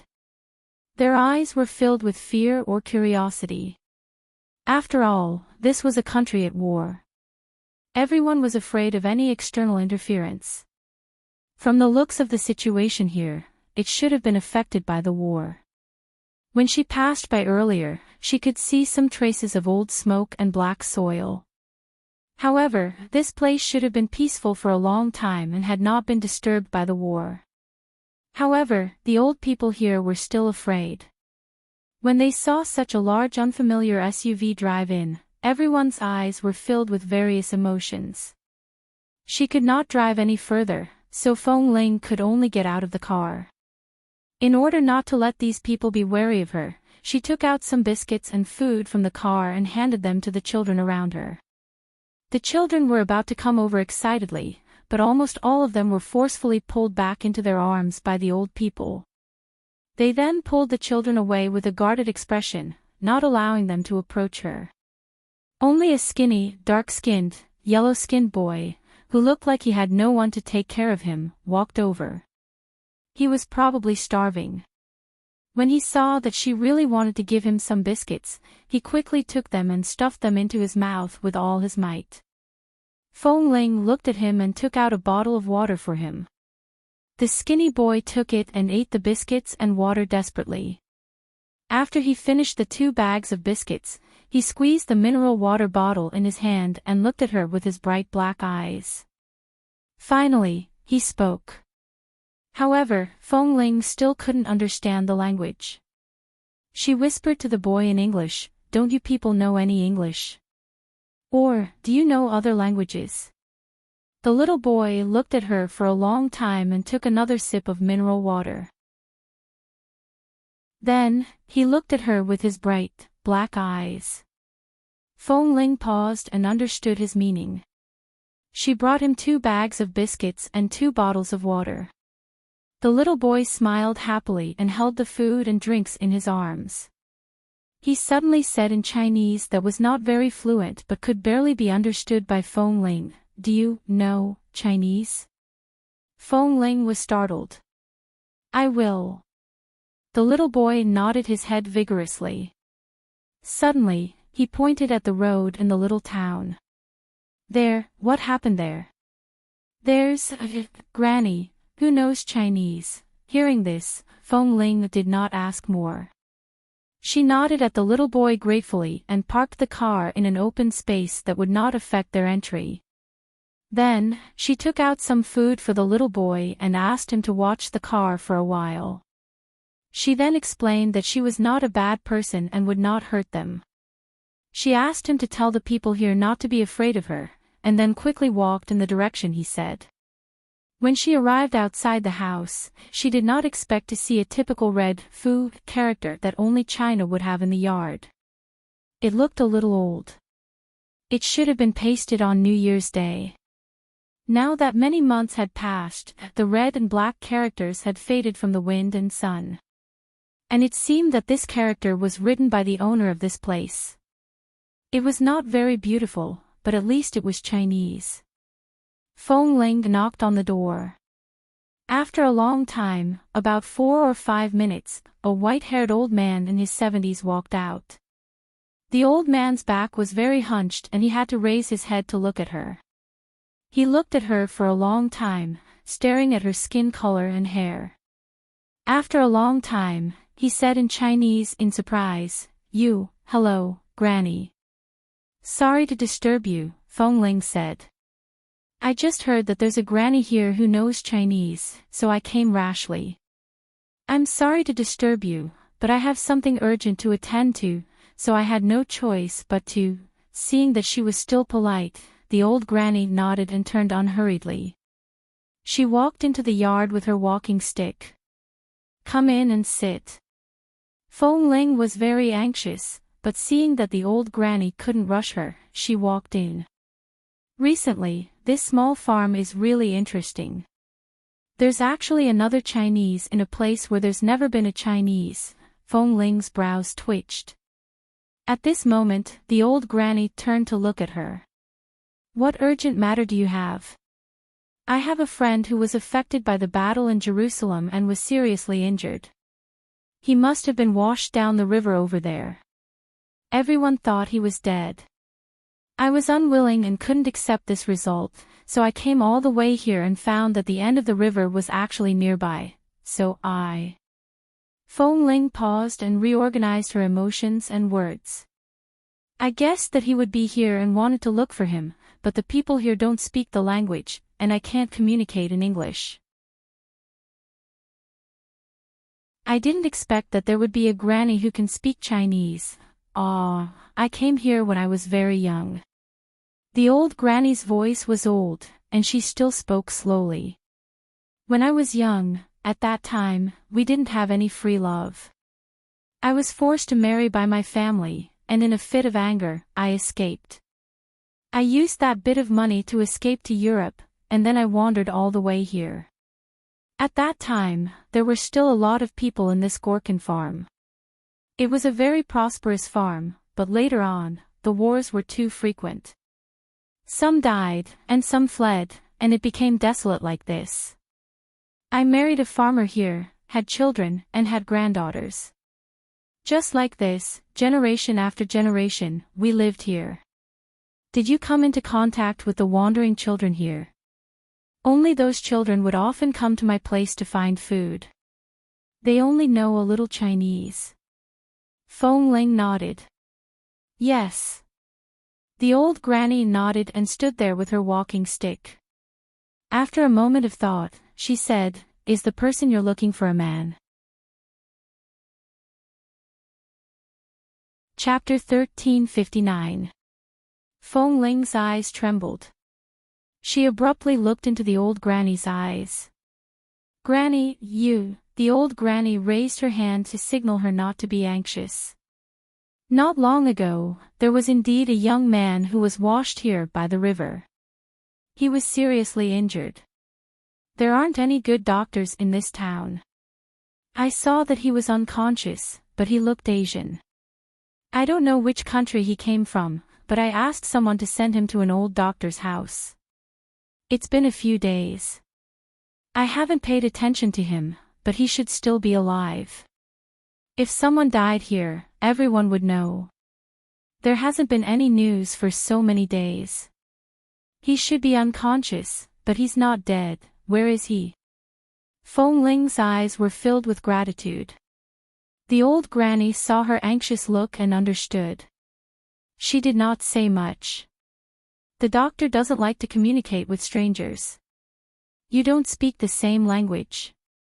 I'll take you there." Feng Ling was really grateful. She thanked the granny many times and went forward to support the old granny, walking out with her. This town was not big, but it was not small either. The old granny did not walk fast. Feng Ling was anxious, but she did not urge her. She patiently supported her until they arrived at the doctor's house. Although the old granny came from China, she had lived here for her entire life. She could be considered a respected old woman here. After speaking to the doctor for a while, the doctor used their language to communicate with the old granny for a while and then let them in. When they walked into the room, the old granny turned back and said to Feng Ling, "Your friend's injuries are very serious. He has a broken leg and seems to have been poisoned by some chemical substance. It has affected a lot of his central nervous system. Although he has woken up, his reaction is slow. He hasn't improved yet." Feng Ling's expression did not change, but her heart tightened. It was so painful that her entire body was emitting a sharp sensation. "Did he break a leg?" The old granny saw that she did not speak, but her face was much paler. She patted her hand comfortingly. "It's inside. Go in and take a look. I'll go greet the people here. They are very wary of outsiders. I'll let them let down their guard against you. Otherwise, it will be inconvenient for you to do anything here." "Thank you." After thanking him, Feng Ling quickly walked in. Inside was an old building with the style of a small town in this country. The light was not very bright. When Feng Ling entered, she could smell a strange medicinal smell. The people here seemed to have some Chinese medicine, but she was not sure what it was mixed with. The smell was not very pleasant. After entering, she saw a thin man lying there. Even from here, she could hear his heavy and uncomfortable breathing. Standing in front of the door, Feng Ling immediately recognized him. It was Kay. Feng Ling quickly walked over, leaned over the bed, and looked at the person on the bed. Kay's face was so thin that it was almost unrecognizable. His eyes were lifeless, and it seemed that his reactions were much slower. There was a leg under the quilt, and the other leg was empty. Feng Ling's heart trembled, and her hands were almost unsteady. She forced herself to control her emotions and looked at the person who seemed to have finally recognized her. "Feng Ling." Kay's eyes were very surprised, but his expression was very slow. It seemed that even speaking was very difficult for him. "It's me, Kay." Feng Ling's eyes were hot. She quickly took his hand and held it in her hand. "You can recognize me." Kay looked at her in a daze, and then, as if thinking of something, he suddenly sighed with a smile. "I can't believe I can still live, see an acquaintance. What nonsense are you talking about? The people in the base have been looking for you everywhere. Even if everyone thinks that there is no chance for you to survive, they have been looking for you. And our sniper team, we also came out to look for you. Didn't I find you now?" Feng Ling clenched his hand tightly.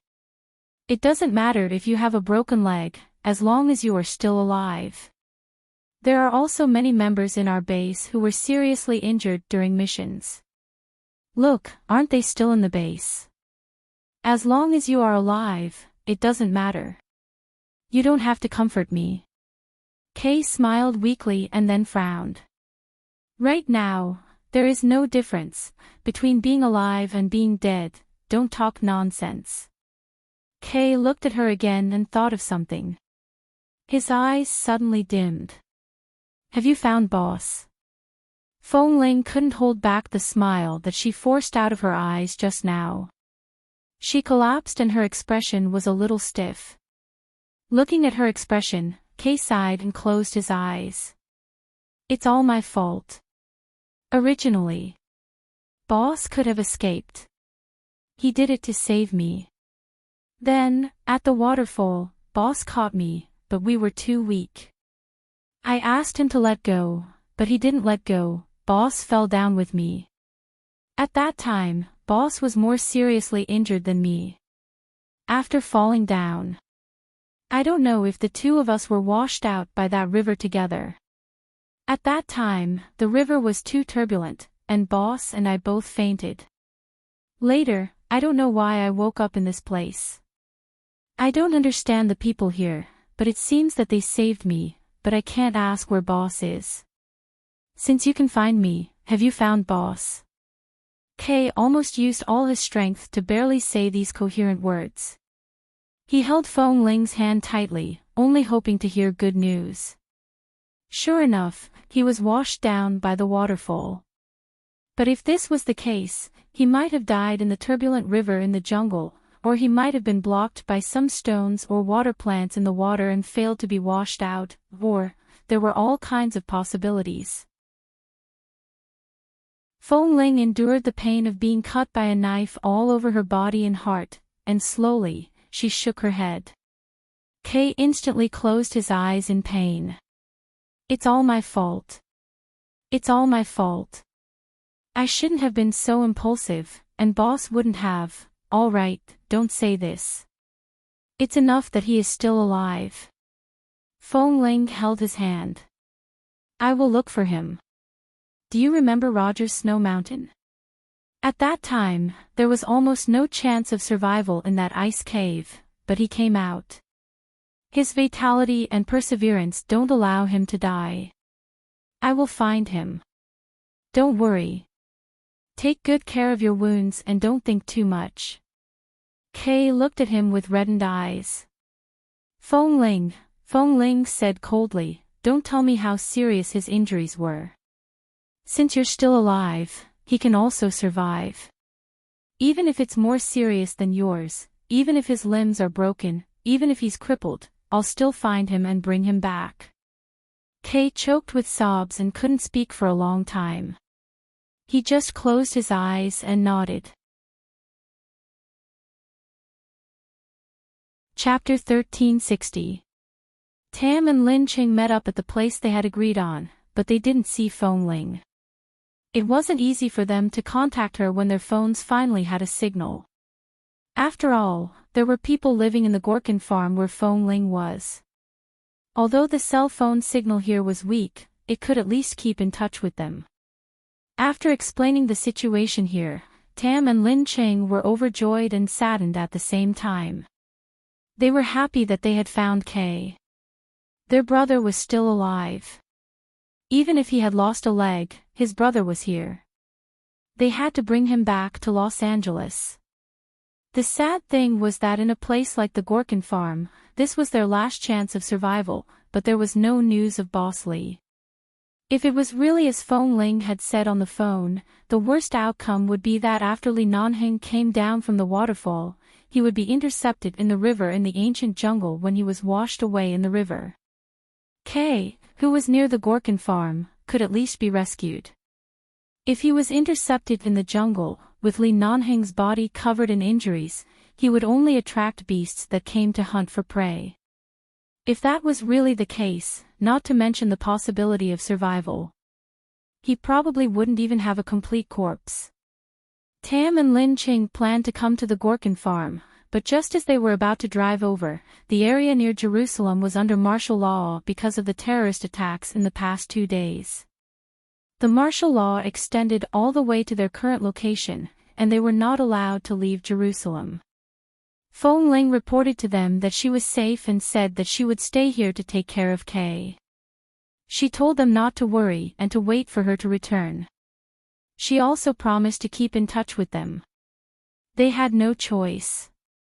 Right now, they were under martial law and could not come out for the time being. They could only wait there anxiously. Kay woke up after a nap.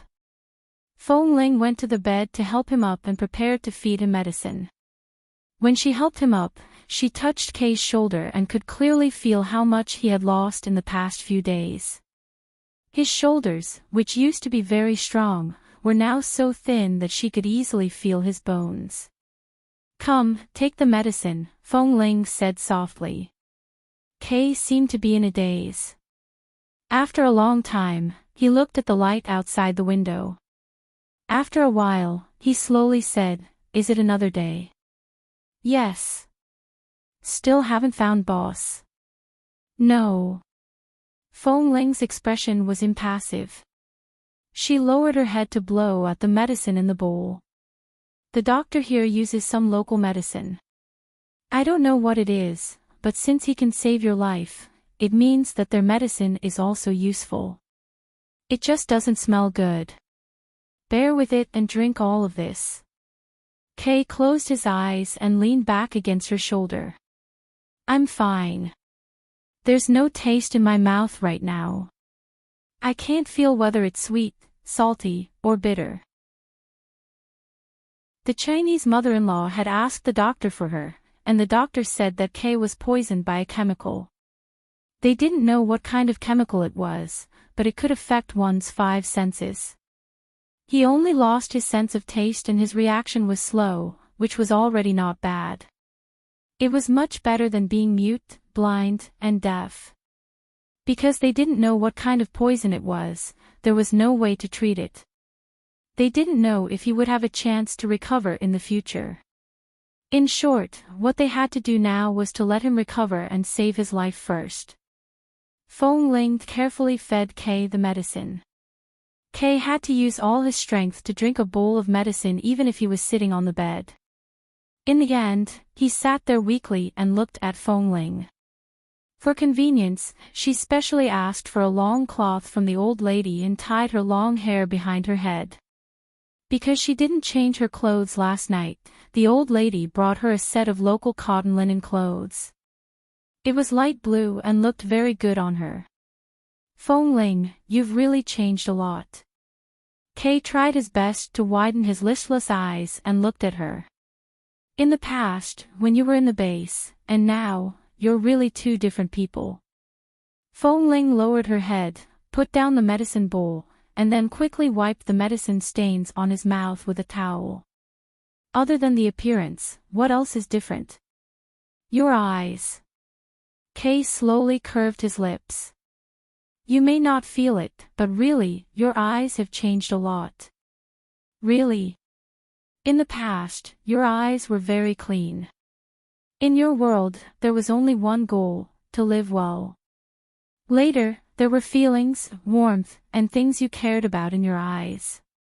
Later, after you returned to the Feng family, there were many things holding you back. Your eyes were filled with the struggle, helplessness, depression, and forbearance that all normal people would have. Although you're still the same you've changed a lot. At least, you're no longer the little Feng Ling who was inexperienced in the world. Feng Ling sneered. You're only a few years older than me, and you say I'm inexperienced. Kay also smiled. I'm just older than you. Look, we were still teenagers back then, but now we're all grown up. Feng Ling curved her lips. All right, let's not talk about the past. Rest well. I'll go out for a walk. Kay knew that she wanted to go out to see if there was any possibility of finding Li Nanheng, so he did not force her to stay. He only said, be careful. After leaving the place where Kay and the doctor lived, Feng Ling drove around the Gorkin farm. Today was the 2nd day she had been here. It was already evening. There were many locals washing things near the river in front of them. The way of life of the people here was very ancient and simple. Their water source was this river, so when Kay was washed here, he was immediately discovered. She could not drive any closer. Feng Ling parked the car in the open space by the Gorkin farm town and walked over. She saw someone washing clothes by the water. When she turned back, she saw a young girl in her 20s washing things. There seemed to be a lot of blood on her clothes. Looking at the bloodstains, Feng Ling subconsciously walked over. However, when the girl saw someone approaching, she suddenly raised her eyes to look at her.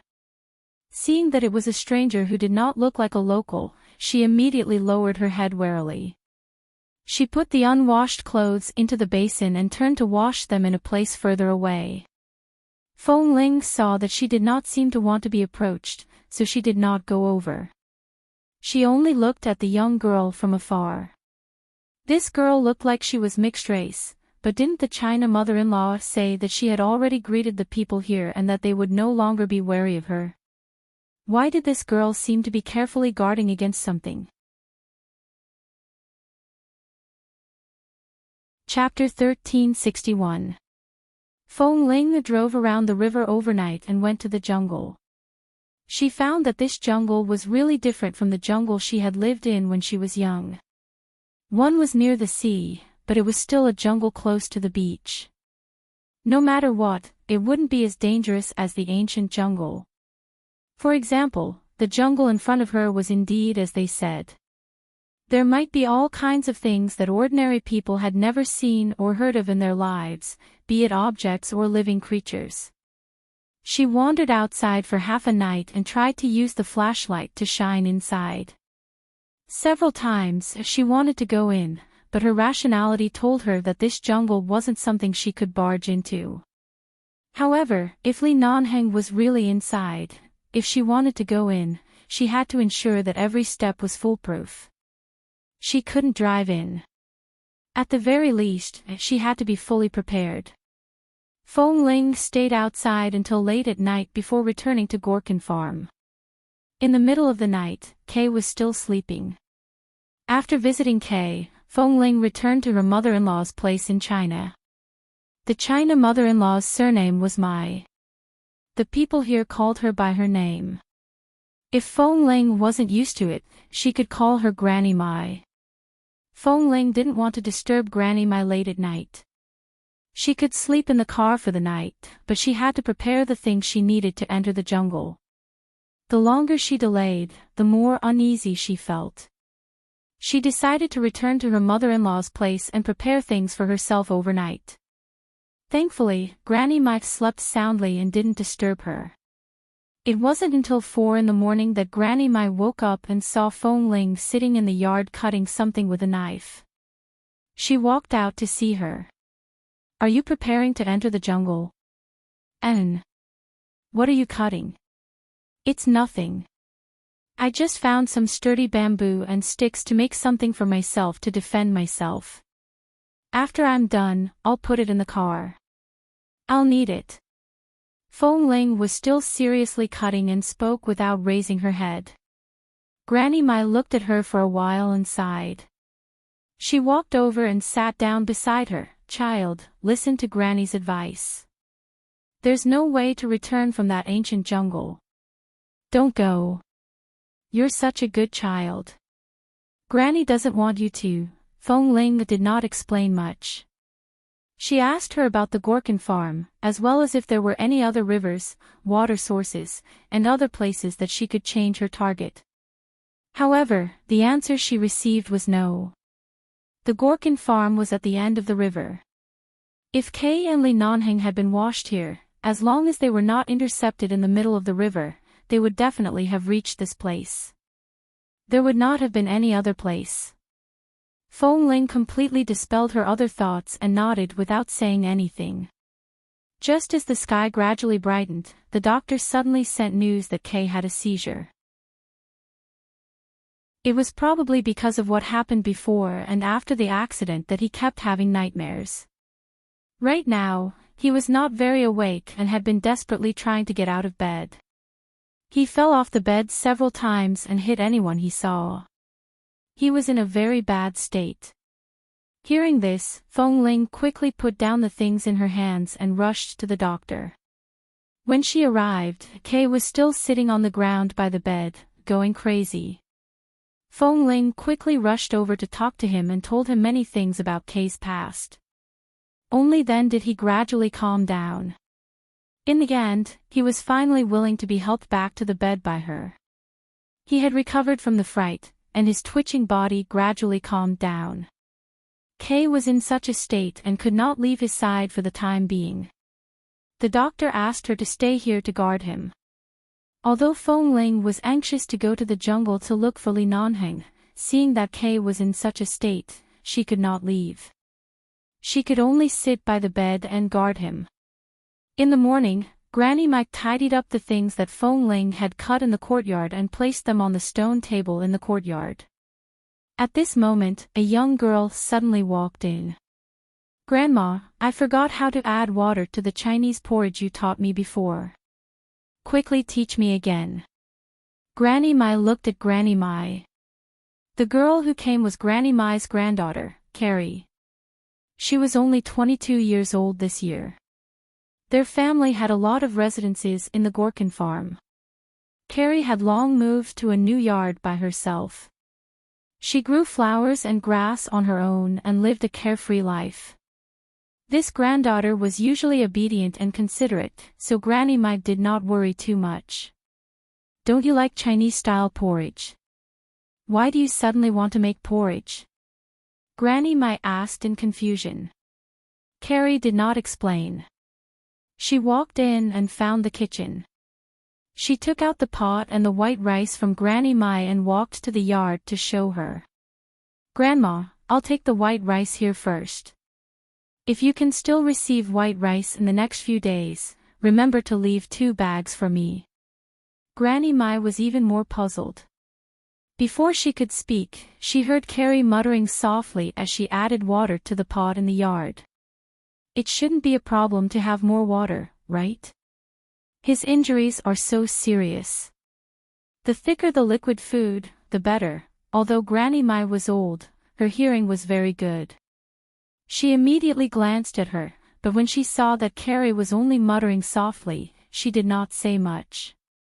She took the white rice and asked how much water she needed to add. Then, she took the white rice and pot and left with a worried expression. She knew her granddaughter very well. This child had been very obedient since she was young and never lied. When she was young, she would hide her gaze from adults because she had secretly eaten a piece of candy. Just now, Carrie's gaze was a little evasive. Granny Mai did not say anything. She tidied up the things in the yard and suddenly recalled that the friend Fong Ling was looking for did not seem to be the young man named Kay who was currently with the doctor, but someone else. In the afternoon, seeing that Fong Ling was still at Kay's place, Granny Mai first went to the doctor to ask about the situation. When she learned that Fong Ling was still guarding Kay, she did not say anything and went straight to her granddaughter Carrie's place. Carrie's yard was very clean, and there were many flowers she liked planted in the yard. However, in her yard, there were a few washed towels, gauze, and men's clothes on the drying rack that usually only had 1 or 2 beautiful linen dresses hanging on it. Seeing that there were men's clothes, Granny Mai's expression instantly turned cold. She walked in with her walking stick. Coincidentally, Carrie came out with a basin of blood-stained bed sheets. When she suddenly saw her grandmother, her expression froze in fright and she quickly closed the door behind her. "Carrie, tell Grandma, are you hiding someone here?" Granny Mai walked over with a frown and looked at her granddaughter sternly. Carrie bit her lip and turned to look at the things on the drying rack. She then looked at the blood-stained bed sheets in the basin in her arms and knew that she could no longer hide it. She quickly explained, "Grandma, didn't we save someone at the river that day? Later, when I went to wash the clothes at night, I saw another person lying on the grass by the river bank." Chapter 1362. Fong Ling was still at Kay's place. Tam and Lin Ching called several times. She said that she could hold on, but in fact, after returning from the jungle last night, she was a little exhausted. She was afraid that Li Nanheng was really inside. She would rather go in and find nothing. As long as he was not intercepted by the water grass in the river in the jungle, as long as he had other chances of survival, she was willing to go into the jungle and never return. Seeing that Kay was still having nightmares in his sleep and clutching the blanket from time to time, Fong Ling placed her hand on Kay's body and gently patted him. She lowered her head several times to comfort him warmly, pulling him back to reality from his nightmares. The doctor came in again, gave her the medicine, and asked her to feed it to Kay. During the feeding, Kay woke up. His eyes were a little blurry. Fong Ling coaxed and comforted him before feeding him all the medicine. In the end, there was only a little left. He really couldn't eat anymore.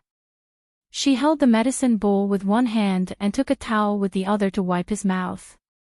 At this moment, Granny Mai walked in with her walking stick. When she came in, she saw that she was still taking care of Kay. She suddenly recalled what she had just learned from Carrie and couldn't help but sigh. "Granny." Fong Ling turned back to see that it was Granny Mai. She quickly turned back. You didn't throw away the things I made this morning, did you? No, I've tidied them up and placed them in the yard, but I feel that you might not need them. Granny Mai hesitated for a moment. Although her granddaughter had specially begged her not to tell anyone, she couldn't watch Feng Ling die in the jungle to find her friend. She sighed and said, "At that time, there was another person who was washed over by the river with your friend called Kay." Feng Ling's hand that was gripping the edge of the medicine bowl tightened. She abruptly raised her eyes to look at her mother-in-law. But we didn't find that person and only saved this one. Later, when my granddaughter, Carrie, went to the river to wash clothes, she found that person. At that time, he was also on the verge of death. It's also my fault. I've always spoiled my granddaughter too much, so her personality has become so bold and willful. In the past few years, she has learned some medical skills from the doctor in this town, but she's not very good. However, she felt that the doctor could save Kay, so she picked up another person and brought him back. She could also save him. She quietly brought him back to her place. After so many days, I actually didn't notice. I only found out today. Feng Ling's expression changed from a daze to a light in her eyes. You only found out today. You mean that person is still alive? Granny Mai hesitated for a moment before saying, I didn't see him. Carrie said that she did save that person's life, but that person was the same as your friend. He seemed to have been poisoned by chemicals and only woke up after a few days. Although he's awake now, his body is severely injured and he's very weak. Although he's not crippled or broken, he can't see. At this moment, Kay vaguely heard Granny Mai's voice. He slowly opened his eyes and turned to look in their direction. He was no longer shocked and looked much calmer. He looked at Granny Mai and then at Feng Ling, who was standing by the bed. Feng Ling's fingers that were pinching the edge of the bowl almost turned white. Under those circumstances, he fell down the waterfall at the same time as Kay and was washed here. They both had symptoms of chemical poisoning. Other than Li Nanheng, there was no one else. He was still alive. He was not eaten by wild beasts in the jungle. He was still alive. His eyes, can't see, what do you mean? Kay lay on the bed and said hoarsely.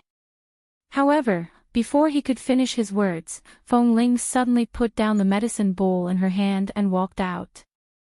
As she walked, she said, Granny, take me to him. Seeing that Feng Ling was so anxious, Granny Mai sighed, nodded, and turned to walk out.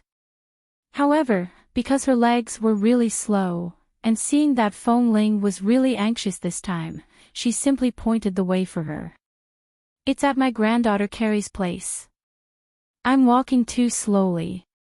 You can go there by yourself first. It's just ahead, where I live.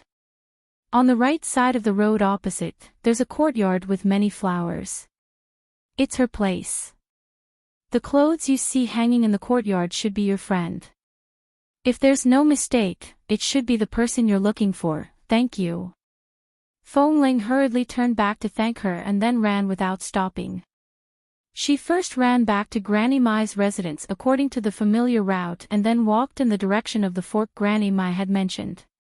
When she reached the right side, she began to look for the courtyard she had mentioned. After walking for nearly 100 meters, she finally saw a beautiful and clean courtyard with many flowers. Although the door to the courtyard was closed, there was still a gap. With a gentle push, it opened. When she looked up, the first thing she saw was the man's shirt and trousers. Although the clothes were covered with burn marks from the explosion, she could recognize that it was Li Nanheng's clothes. So he was here, she was not wrong. She had been at the Gorkin farm for 2 days. It turned out that he was only a few hundred meters away from her. He was still alive, breathing, and she could still hear news of him. Feng Ling forcefully suppressed the frequency of her hands and feet trembling with excitement. She calmly walked into the courtyard. When she walked in, she seemed to hear coughing coming from the house. The coughing sounded intermittent and very low. She couldn't tell if it was a simple cough or something, but that voice was indeed a very hoarse man's voice. Feng Ling abruptly walked to the door and saw that it was locked from the inside. She then looked around for the window, but after searching for a long time, she couldn't find any window that was open. The women in the Gorkin farm had a habit of protecting themselves, especially unmarried girls. They wouldn't casually reveal everything in the window. Feng Ling simply knocked on the door. After knocking for a long time, she finally heard footsteps from inside.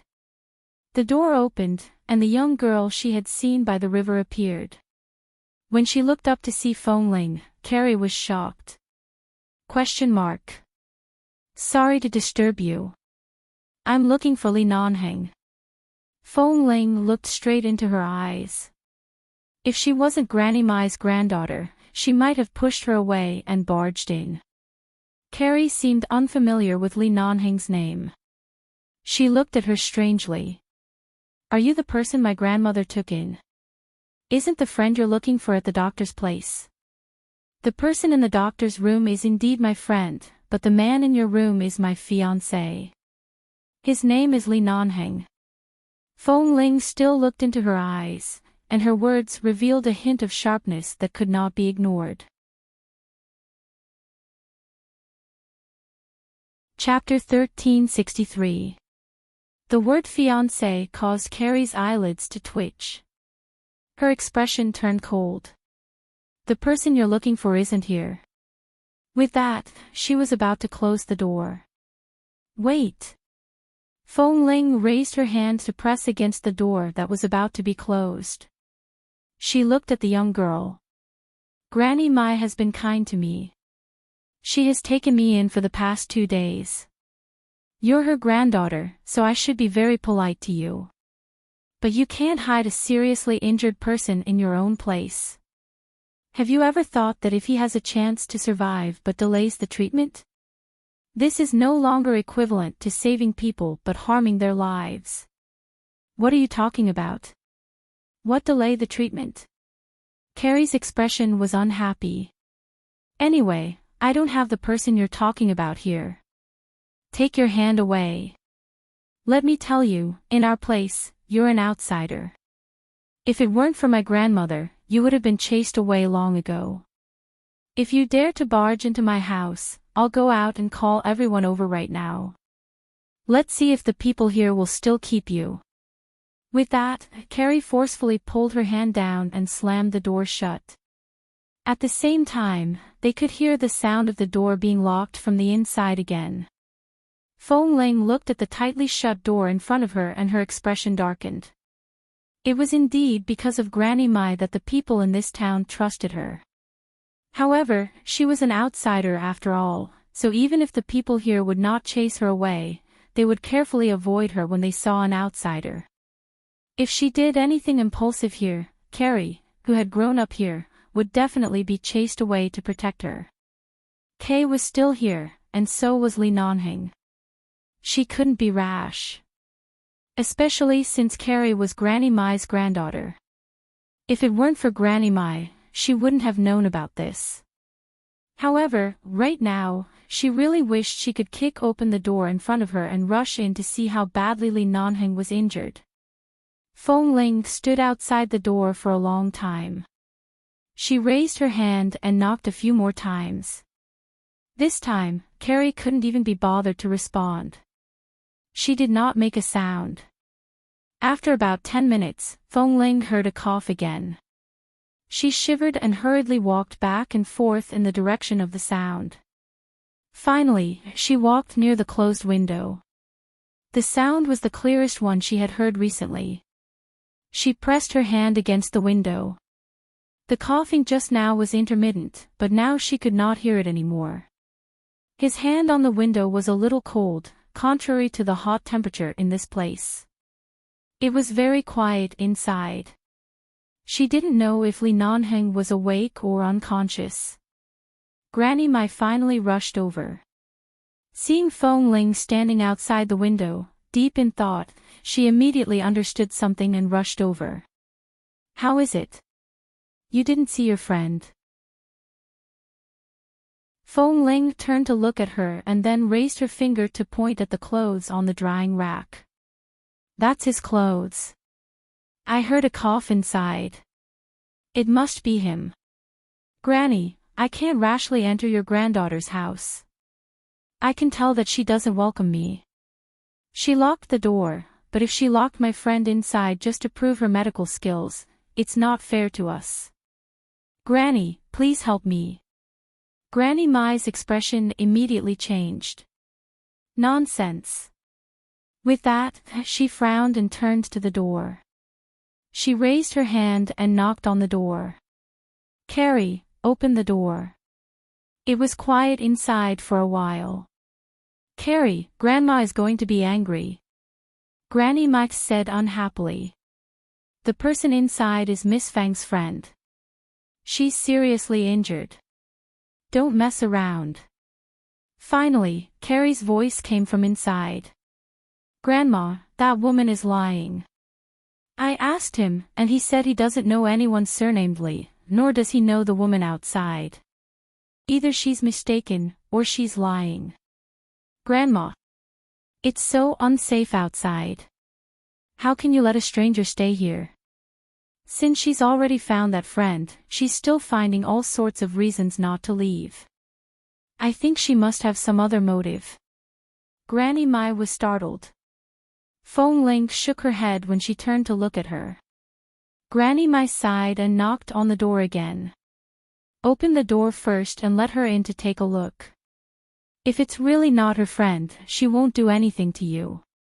She'll leave immediately. No. His injuries haven't healed yet. He can't be exposed to the wind. Carrie's voice was very unhappy and impatient. Grandma, don't bring a stranger here. I saved him and even woke him up. This means that there's no problem with the medicine I used.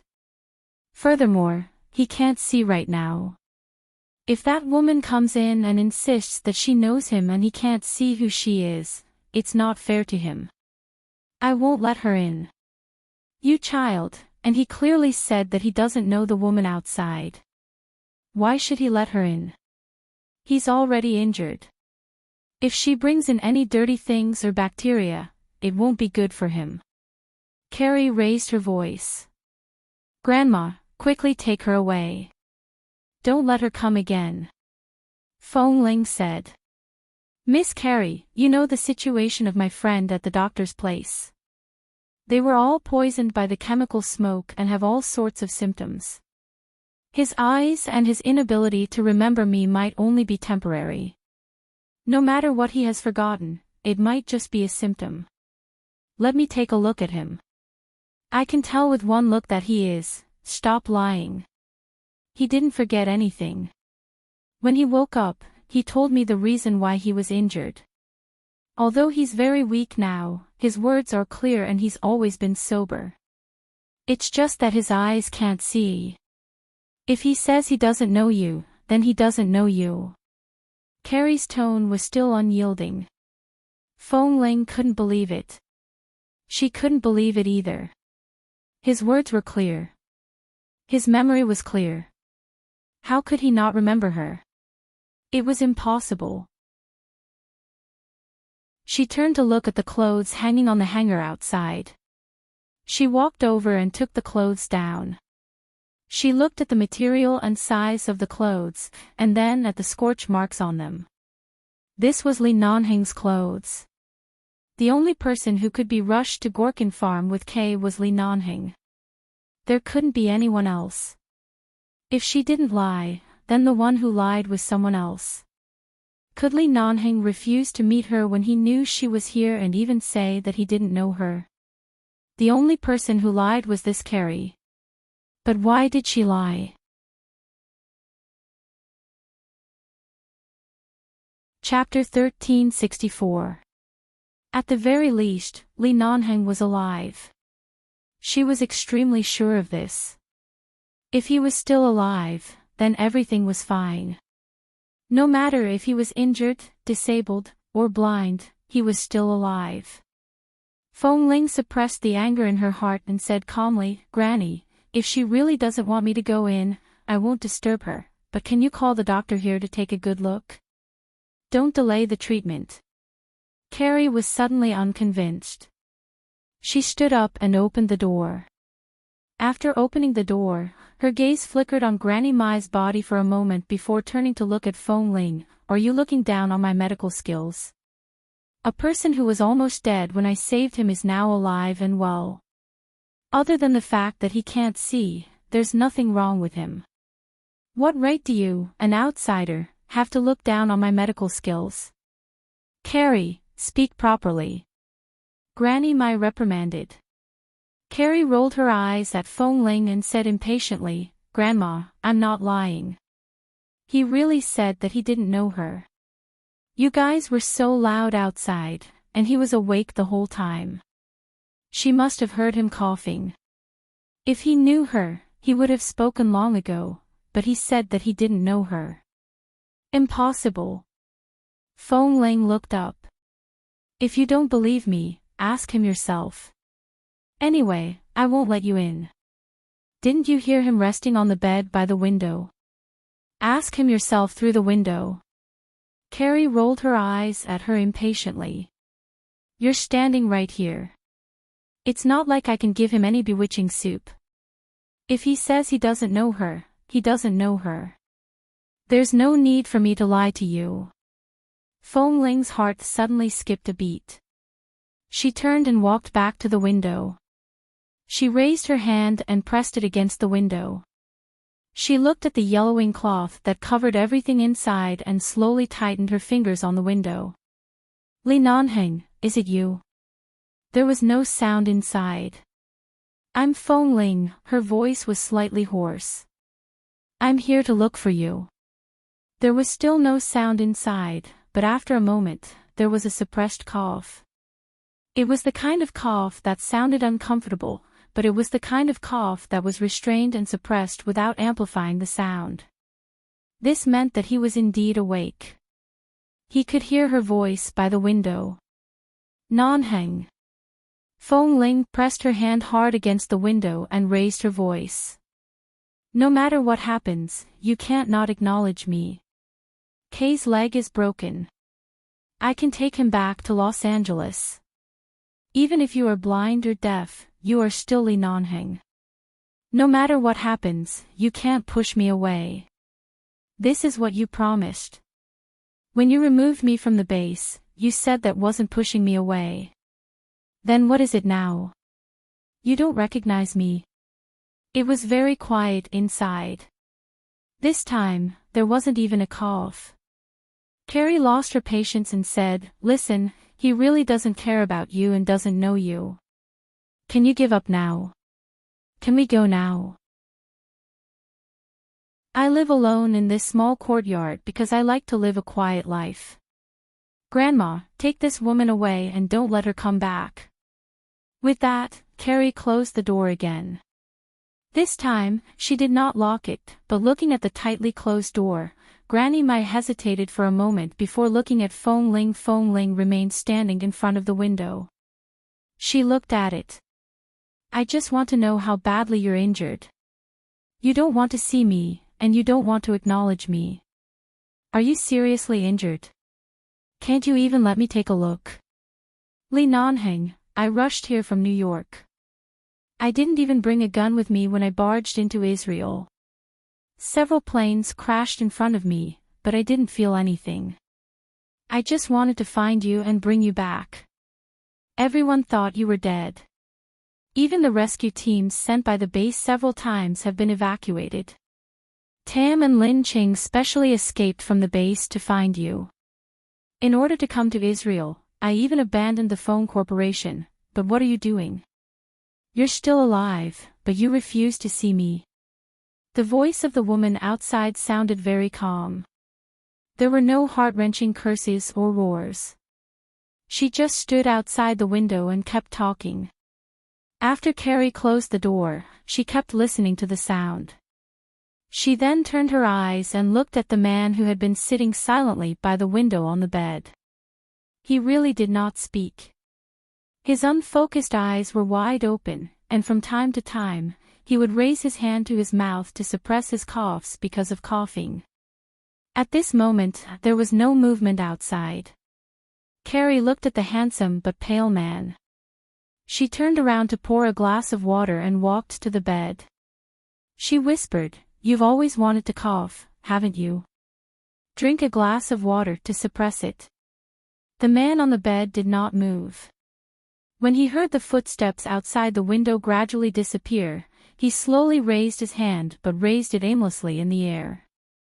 Knowing that he could not see, Carrie quickly placed the glass of water in his hand. However, the man had been suppressing his cough for too long. At this moment, his hand suddenly touched the glass of water and accidentally knocked it over. Carrie let out a low cry. Just as she was about to speak, the man suddenly turned over and leaned over the bed, coughing out a large pool of blood on the ground. "Ah! You..." Carrie was so shocked that she couldn't care less about the cup and water stains on the blanket and rushed to help him up. She watched as the man coughed up a few mouthfuls of blood and closed his eyes weakly as though he had lost consciousness. She hurriedly got up to get the medicine. Ever since the day she saved him, he had been coughing up blood like this. He had been better since yesterday, and it had been more than 30 hours since he last coughed up blood, but he actually started coughing up blood again, and this time, it was so much. She knew that his internal organs had been damaged by the chemical explosion, and his internal organs were not light. Otherwise, he would not have coughed up blood like this. She quickly helped him back to the bed and carefully wiped the blood from his mouth. Just as she was about to feed him the medicine, the man, who was leaning against the bed with his eyes closed, slowly raised his cold hand and gently pushed away her hand that was about to bring the spoon to his mouth. He said hoarsely, "No need. Is your desire to live that bad?" Carrie was so angry that her eyes turned red. "It wasn't easy for me to save you. I used all kinds of miraculous medicines that our doctors here have developed for many years. It wasn't easy for you to wake up. How can I watch you waste your life like this? If I can't see, then I can't see. So what? It's useless." The man closed his eyes that could not see anything. His voice was so low that it was almost inaudible. "I know my body. Don't waste the medicine." Chapter 1365. Carrie bit her lips hard and looked at him for a long time before saying, "Will you obediently take the medicine and let me treat you properly if I call that woman named Feng Ling back?" The man on the bed no longer spoke. She glared at him with red eyes. "You actually know her, don't you? No matter if what she said about fiancé is true or not, you know her. You just don't want her to see you like this, right?" The man frowned and closed his eyes.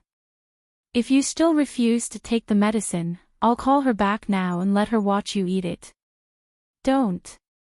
His pale brows furrowed even more. As expected. She scooped the medicine and brought the spoon to his mouth.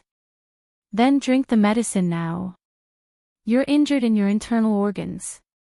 These medicines are useful to you. If I really can't cure you, you should have stopped breathing the day I brought you back. You have to believe me, and you have to believe in the medicine here. If you don't drink it, I'll call her back now. She left with my grandmother. She definitely hasn't gone far yet. Maybe if I shout now, she can hear me." Before Carrie could finish speaking, the man on the bed had already opened his pale and bloodless mouth. Seeing that he was willing to drink the medicine, Carrie was still angry. She didn't know why she was angry.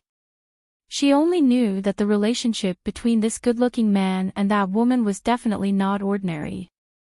He really didn't want her to see him like this. He was clearly seriously injured and hoped that someone would take care of him by his side, but he would rather not acknowledge her than be willing to be seen like this. His body was covered in wounds, and his eyes could not be seen. His face was fine, but there was a mark on his cheek. It was not very obvious, and after it healed, it would probably not be visible anymore. It was just that he was frighteningly pale and thin. Every day, she helped him change into the soft and comfortable white cotton clothes here, but every day, they would still be soaked in blood. That day, when she went to the riverside to clean the blood-stained clothes, the woman named Fong Ling looked at her with such a gaze. At that time, Carrie's heart inexplicably panicked. She was afraid that she would be discovered hiding a patient here, so she quickly walked away to avoid him. However, she still found him. But she didn't expect him to refuse to acknowledge her. With great difficulty, she managed to feed him half of the medicine, but he coughed up quite a lot of it. Carrie quickly went to scoop some more medicine and continued to feed him, but at this time, he could no longer drink it. He would spit out a mouthful after drinking a mouthful. It was obvious that his body was very uncomfortable and suffering. He laid quietly on the bed with his brows slightly furrowed. He waved his hand with a pleading attitude and said in a low voice, "Don't feed me. I can't drink it." Knowing that he really couldn't drink it, Carrie stood by the bed for a moment and had to think of other ways. Outside, Fong Ling supported Granny Mai back. Granny Mai glanced at her from time to time, but Fong Ling remained silent. "Child, don't be too sad. Maybe it was just a coincidence." Granny Mai comforted her. However, Fong Ling only curved her lips slightly. There was no extra emotion in her eyes. "I didn't make a mistake." Seeing that she was stubborn, Granny Mai couldn't persuade her anymore. In fact, Granny Mai also felt that it couldn't be such a coincidence. She also felt that someone must be lying. However, she understood her granddaughter. Although her personality was spoiled, she definitely didn't have any bad intentions. She wouldn't be so heartless to hide it when she could clearly see that Fong Ling was in a hurry. At first, when she said that there was no one at home, she was indeed lying, but later on, it didn't seem like she was lying. The person at her place should have really said that he didn't know Fong Ling. Fong Ling said that she didn't recognize the wrong person, but she didn't continue to pester Carrie. After helping Granny Mai back, she didn't say anything else. She didn't need the various things she had cut on the ground. She only glanced at them before leaving. Fong Ling returned to Kay's place. Kay had been waiting bitterly for her to return. Even though he was very weak, he had been waiting. Finally, when he saw Fong Ling return, he struggled to sit up. "How is it? Did you find Boss Lee? Is that him?" Fong Ling walked to the bed. "It's him." Kay's face was filled with joy. He was about to say that it was great that Boss was still alive, but when the words reached his mouth, he saw that Fong Ling's expression was very calm and didn't look very happy. He immediately couldn't smile and asked tentatively, "Then he refused to see me," Fong Ling said softly. She sat by the bed and looked at the scorching sun outside the window. "He didn't recognize me and didn't want to see me." Kay's expression softened. After a moment, he said, "If it's really him, I can understand what Boss is thinking." Fong Ling was silent and did not speak. He's such a proud person. For so many years, he's always been a winner. Even if he's injured, he never feels embarrassed. However, if he really can't see, no matter how proud he is, he won't be able to take it, especially when facing you. He can't face you at all. Kay said hoarsely, "Fong Ling, since you know that Boss is still alive, this is good news. Don't be anxious. Give him some time. His injuries are so serious. I can't wait forever, and I can't delay like this." Fong Ling was calmer than she had expected. "I have to think of a way to bring you back. At least, I have to leave Israel." Kay coughed and said, "Although I've never seen the medicine used by the doctors here, every country has something passed down. Their medical skills have at least saved our lives. I know, but right now, you need to go back for more specific surgeries, as well as lung washing, blood clearing, and disinfection. Chemical drugs are no joke. All the injuries may only be temporary, but if you don't go back and treat them soon, who knows if they will follow you for the rest of your lives. As Feng Ling spoke, she looked outside. That direction was the direction of Carrie's courtyard. Feng Ling's words were reasonable. Kay did not say anything else but looked at her. Why don't I go see boss? You can't move. Lie on the bed obediently. You're not allowed to go anywhere. Feng Ling clearly would not easily give up because of a woman's obstruction. Since I'm here, I can't leave any of you here. Li Nanheng refuses to see me.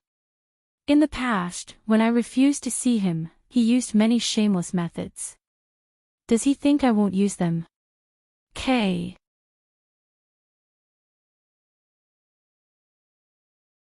Chapter 1366. That night, Feng Ling went to Carrie's house again. This time, she did not directly enter Carrie's courtyard. Instead, she stood outside for a while. Hearing the sound of the door opening, she turned slightly to the side and took a look inside. Carrie held another basin of blood-stained clothes in her hand, but this time, she did not seem to intend to go to the river outside to wash them. Instead, she opened a large water tank in the yard and got some water from it. She squatted in the yard to wash the blood stains on the clothes. Although the sky was already dark, and there were no streetlights in a barren place like the Gorkin farm, Feng Ling's eyesight had always been good. Especially at night, her eyesight was not affected by the sky at all. She could accurately tell that the blood on the clothes had just been stained. In other words, Li Nanheng's injuries had not healed and were becoming more and more serious. Based on the frequency at which Carrie washed these bloody clothes, his injuries should be more serious than K. Apart from his broken leg and slightly slow reaction, K was fine. At the very least, he could communicate with her normally. As long as he recuperated for a few more days, when Tam and Lin Qing arrived, they could help bring him back. As for Li Nanheng, it seemed that the wounds on his body would often bleed. Feng Ling stood silently outside the yard and watched Carrie wash clothes. After watching for a long time, she gently pushed open the door and walked in. The door outside the yard suddenly opened with a creak. Carrie's hand paused in the water. She turned back to see that it was Feng Ling, who had come once during the day. Knowing that Feng Ling indeed had something to do with the person inside, Carrie couldn't be too wary of her right now. However, she still glanced at her unhappily. What time is it? Why are you here in the middle of the night? I've prescribed a lot of medicine from the doctor. Feng Ling was actually holding a bag of things in her hand. She placed the medicine on the stone table beside Carrie. Don't mind me. I didn't mean to underestimate your medical skills. I was just worried that you didn't have enough medicine here, so I asked the doctor for some. Carrie still didn't have a good expression on her face. She didn't even look at the medicine and lowered her head to continue washing the clothes. As she scrubbed with her hands, she said coldly, "You make it sound nice. You're afraid that there's a problem with my medicine, right? You're also very smart. You should know that I'm not lying. I can guess why he doesn't want to see me, but please let me go in to see him. At least let me know how badly he's injured. If it's really serious, he must immediately return to where he belongs and let him be treated as soon as possible.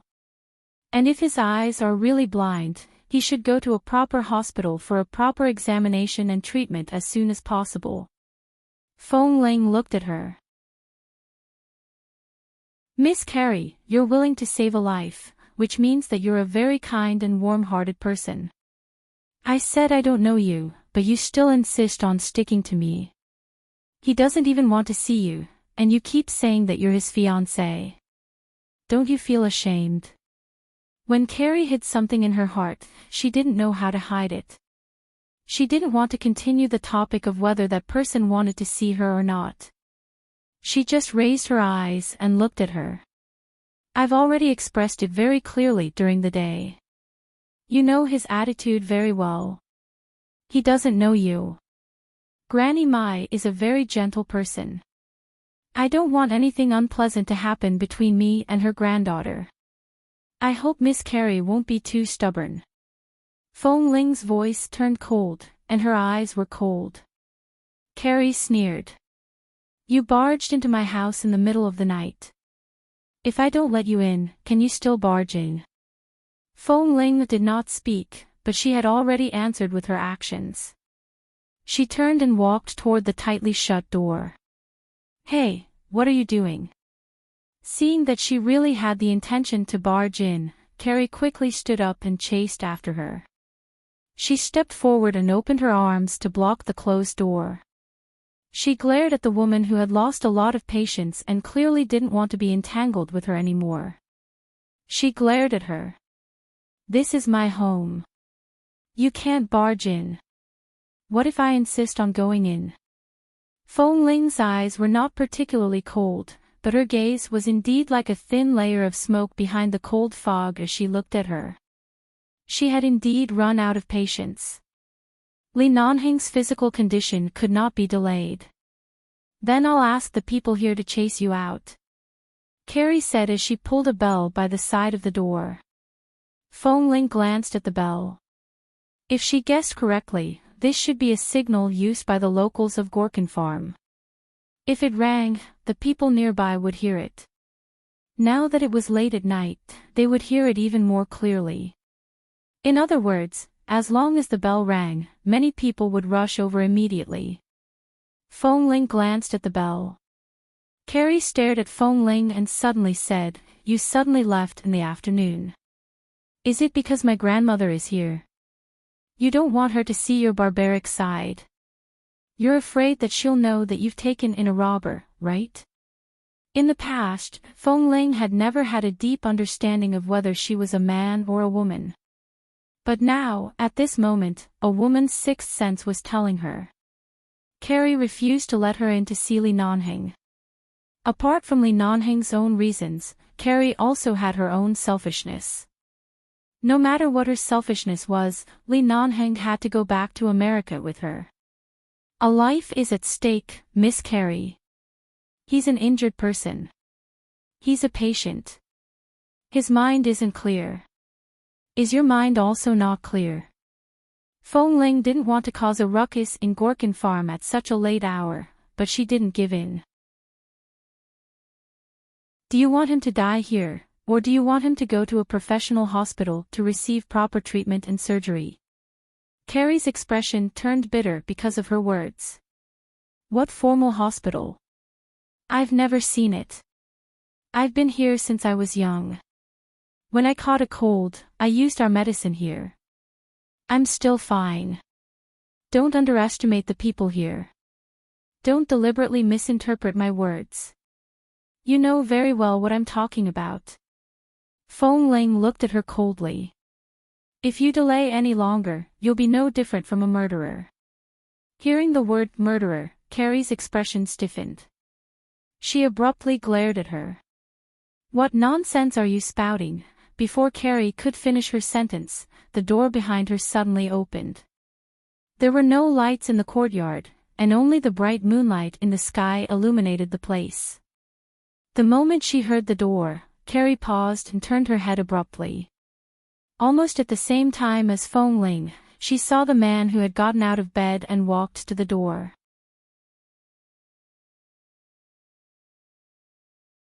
Chapter 1367. The man's eyes were unfocused, but this house was not big and there were not many things inside. There were not many obstacles, and the bed was relatively close to here. He must have groped his way over. The moment the door opened, Fong Ling's footsteps were rooted to the ground.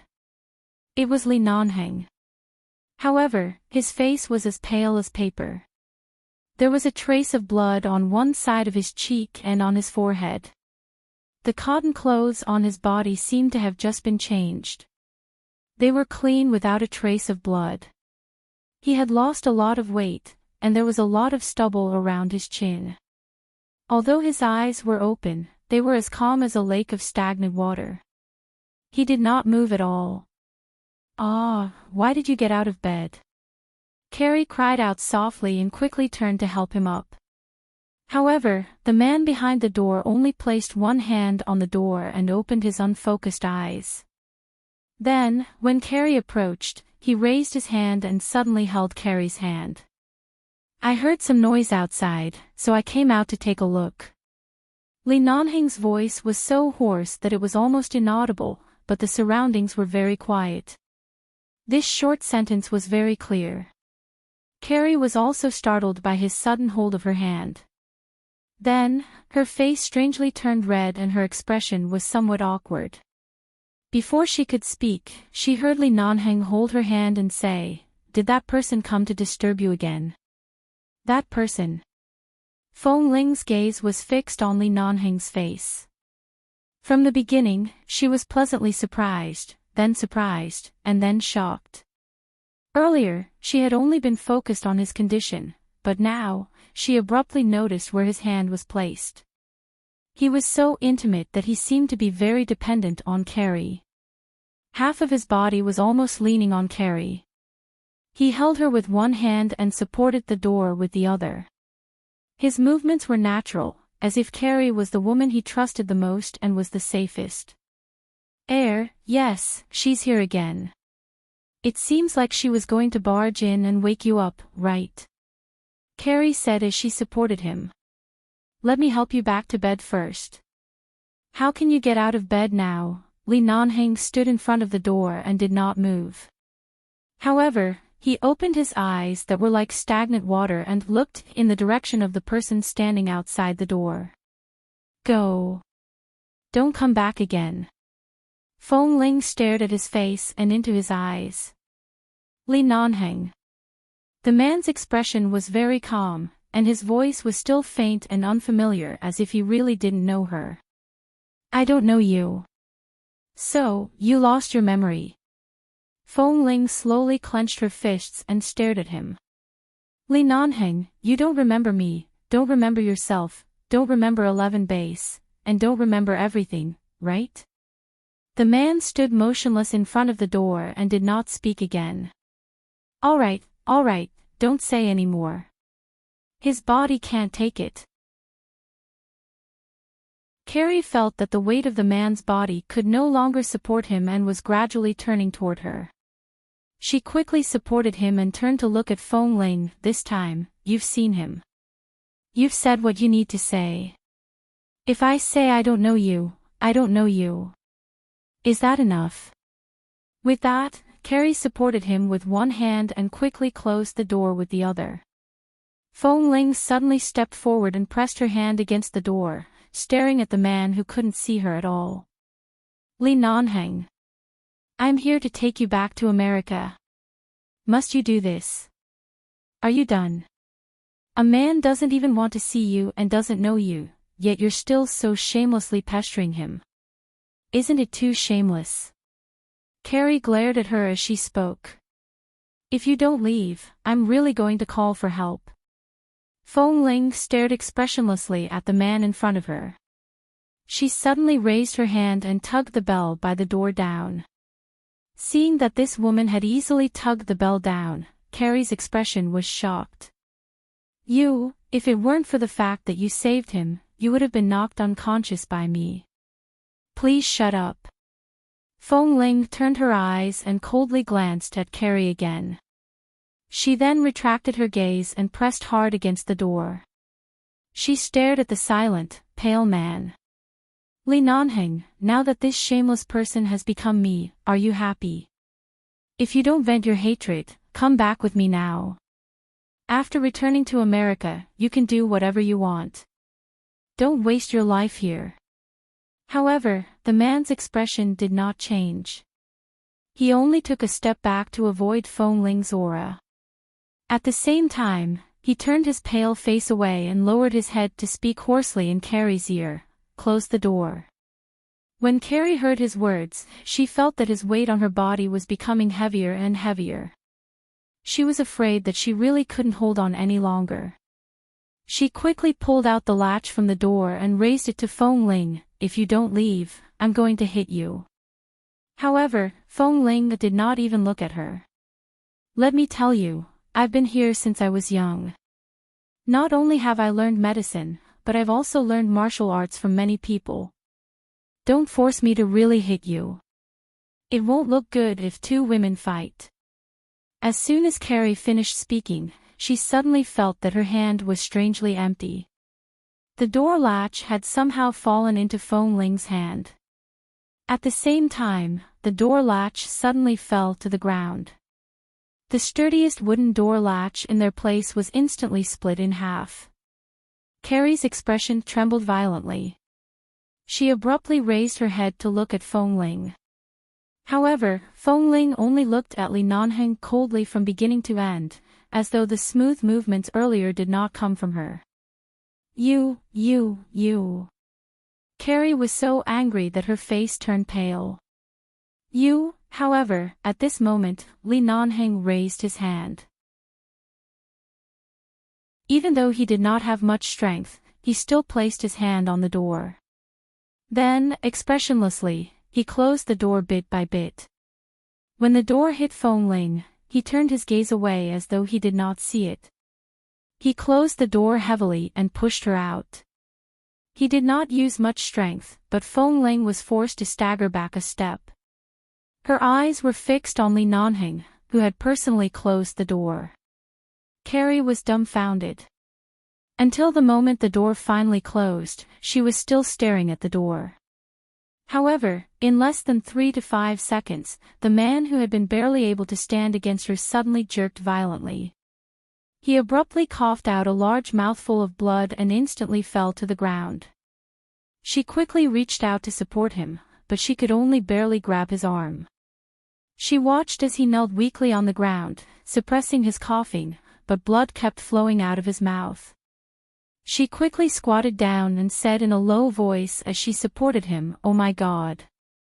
Quick, let me help you back to the bed. I said you can't move. Do you want to die?"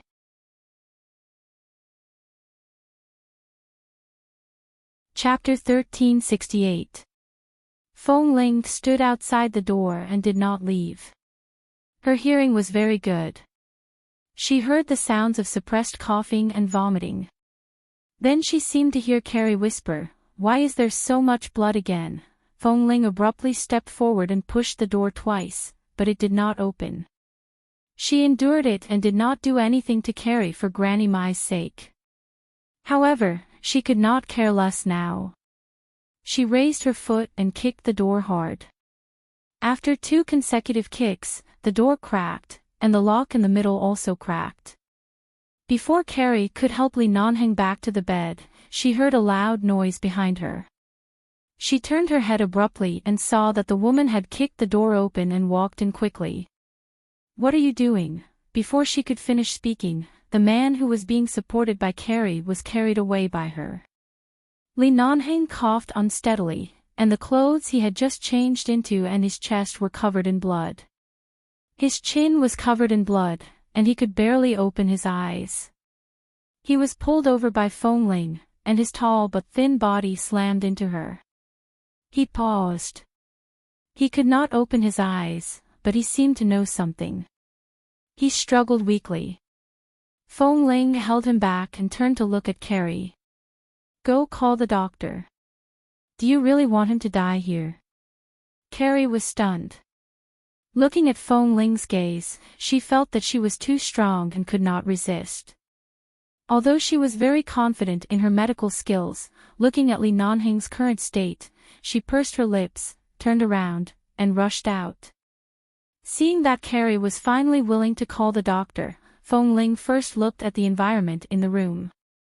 It was very clean, but there were 2 large pools of blood on the ground from the door to here. Although the light in the room was not particularly bright, it was enough to see everything clearly. She helped Li Nanheng onto the bed and rushed to wipe the blood around his chin with a towel. The man slowly opened his eyes.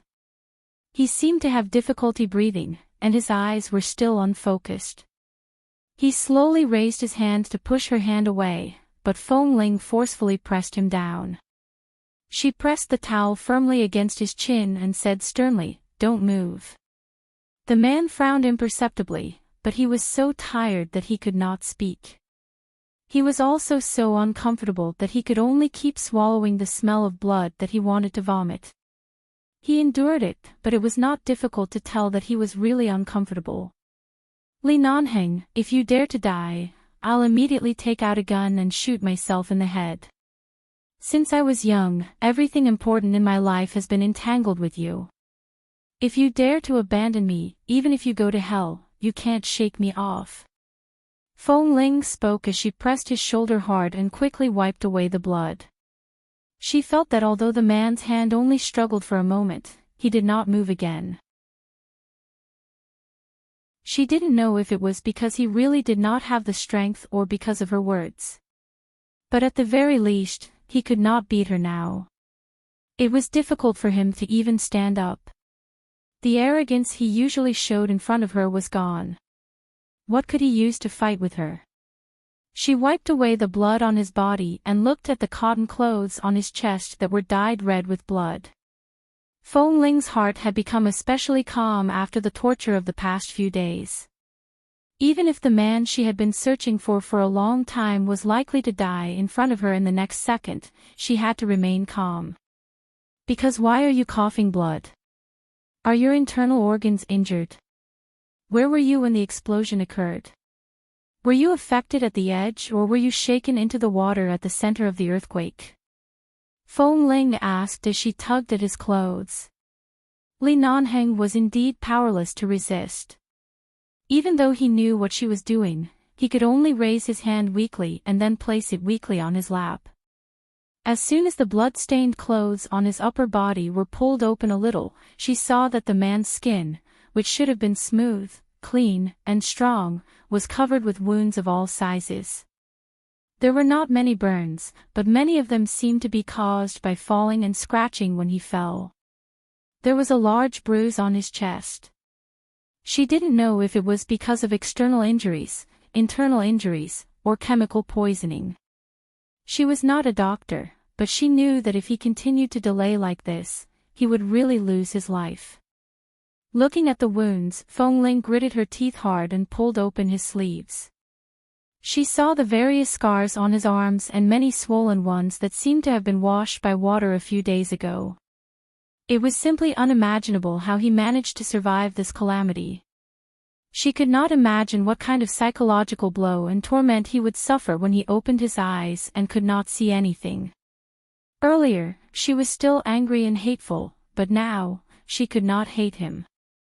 If it were her, she might also choose to die quietly by herself.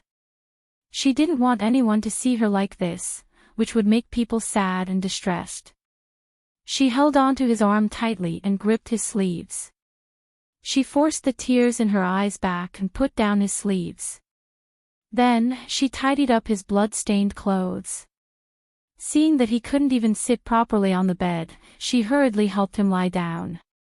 When she lay down, the man frowned. She paused and slowed down her movement slightly. At the same time, she whispered, "Did I hurt you?" The man closed his eyes and did not say anything, nor did he nod or shake his head. She continued to patiently help him lie down. After covering him with the blanket, she squatted down by the bed and looked closely at the thin, pale man lying on the bed with his eyes closed. The last time she saw him was at Mr. Mike's resort. He was still coaxing her to drink. He was still the same Li Nanheng from before, so determined to get her. However, the current Li Nanheng had lost so much weight in just a few days. He was so haggard and pale that she could hardly recognize him, especially in his attitude toward her. He used to be the man who could protect her domineeringly and patiently no matter how angry she was and how she ignored him. And at this moment, she had never seen him so haggard and weak. It was so rare for him to need her protection. This was different from the injuries he had suffered during a mission. He had even started to avoid her. Li Nanheng, listen. Feng Ling squatted by the bed and looked at his face. She raised her hand and gently stroked the stubble around his chin.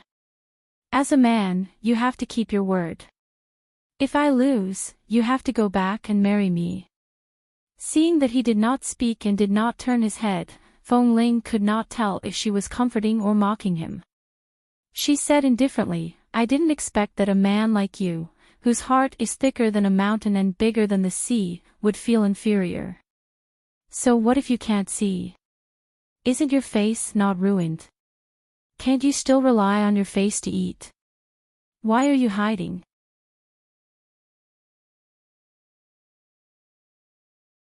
Chapter 1369.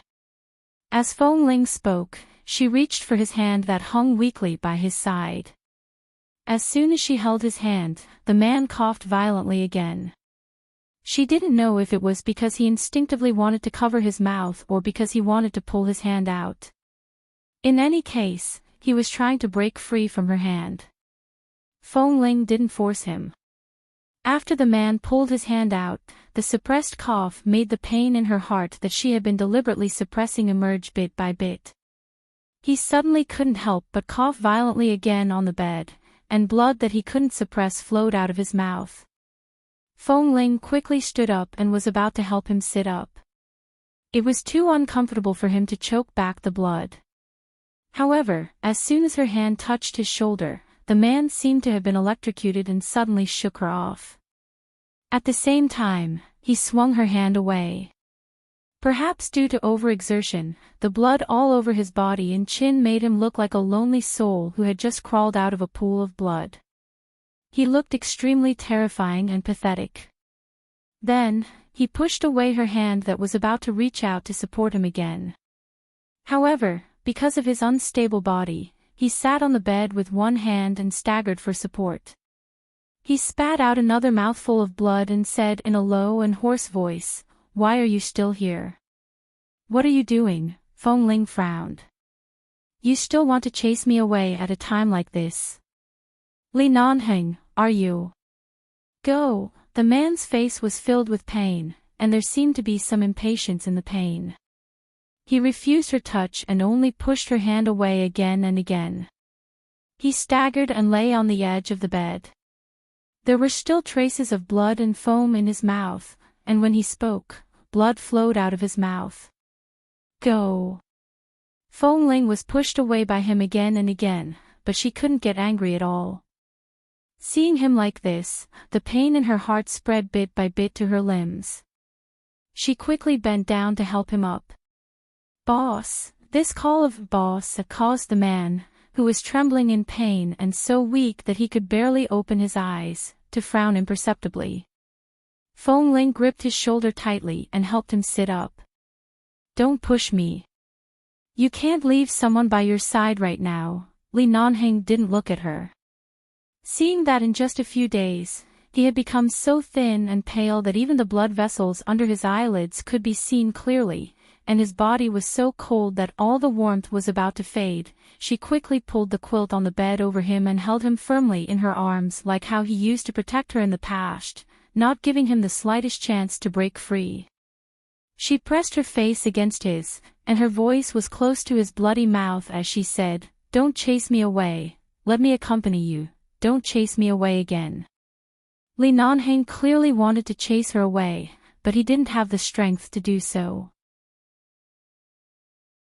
He only frowned and slowly turned his face away, not allowing her to use her fair and clean skin to rub against the blood on his mouth. 3 or 4 minutes later, the sound of hurried footsteps came from outside. It wasn't just one person's footsteps. Carrie had already called the doctor over. She rushed in and saw the man wrapped in the blanket tightly in Feng Ling's arms. There was blood by the side of his mouth and on the bed. Carrie immediately cried out softly, Is he coughing up blood again? He clearly looked much better after waking up a few days ago. Why is he vomiting blood so badly these 2 days? Uncle Mona, quickly look at him. I clearly used the right medicine. The doctor who was addressed as Uncle Mona had gotten to know Fong Ling in the past few days. Seeing that the man's condition was indeed not good, he did not care about being polite and walked over. However, just as the doctor was checking Li Nanheng's injuries and was about to remove his clothes, Li Nanheng seemed to be half awake again. He suddenly raised his hand to block the doctor's hand. Are you still conscious? As Dr. Mona had known Granny Mai for many years, he knew some simple Chinese that sounded a little awkward. Carrie said that your injuries are very serious, even more serious than those of the young man at my place. I need to check all the injuries on your body. Li Nanheng did not move. His hand continued to block Dr. Mona's hand. His expression was determined. He did not want to be undressed again. Carrie was extremely anxious from behind. Uncle Mona is the doctor who taught me medicine. He's the best doctor in our Gorkin farm. Let him take a look. After a moment of silence, Li Nanheng said hoarsely, let her out. Because Fong Ling was hugging him tightly, she was the closest to him. Even if he didn't say her name, she immediately understood what he meant. He meant to let her out. Her expression darkened. At this moment, Dr. Mona also raised his eyes to look at her. Miss Fong Ling, let me check his injuries first. It seems like he won't cooperate if you're here. Fong Ling's hand gripped the blanket by Li Nanheng's side tightly. At this moment, Carrie walked over and looked at her. She wanted to say something, but she was frightened by Fong Ling's cold aura. She only glanced at her from time to time, indicating for her to quickly cooperate and leave. Fong Ling had no choice but to move her hand away from Li Nanheng's body. After letting him go, she stood up from the bed and took a step back. She did not want to affect the doctor's examination of his injuries. She could stand further away. The doctor did not say anything else. He was about to unbutton Li Nanheng's clothes when the man on the bed raised his hand to stop him. He coughed again and coughed up blood again. The moment he coughed up blood, he said hoarsely with difficulty, let her out. Fong Ling's expression did not show any emotions. She only looked at the man on the bed who repeatedly wanted to let her out. This. Dr. Mona could actually forcefully hold the patient down because he was out of strength, but even though this man was so injured and weak, he inexplicably felt a sense of oppression that he did not dare to forcefully hold him down. He could only turn back to look at Fong Ling, quickly go out. He doesn't want to see you at all. I saw that he coughed up blood especially badly these 2 times. It's all because of your appearance. He was originally fine. If you weren't here, he wouldn't have been so agitated and wouldn't have been like this. Hurry up and get out. Carrie also muttered unhappily, I've been chasing you away, but you're still here. Now that the doctor is here, you're still in the way. Fong Ling slowly clenched her fists and then loosened them. All right. With that, she turned her gaze away and walked out of Carrie's room.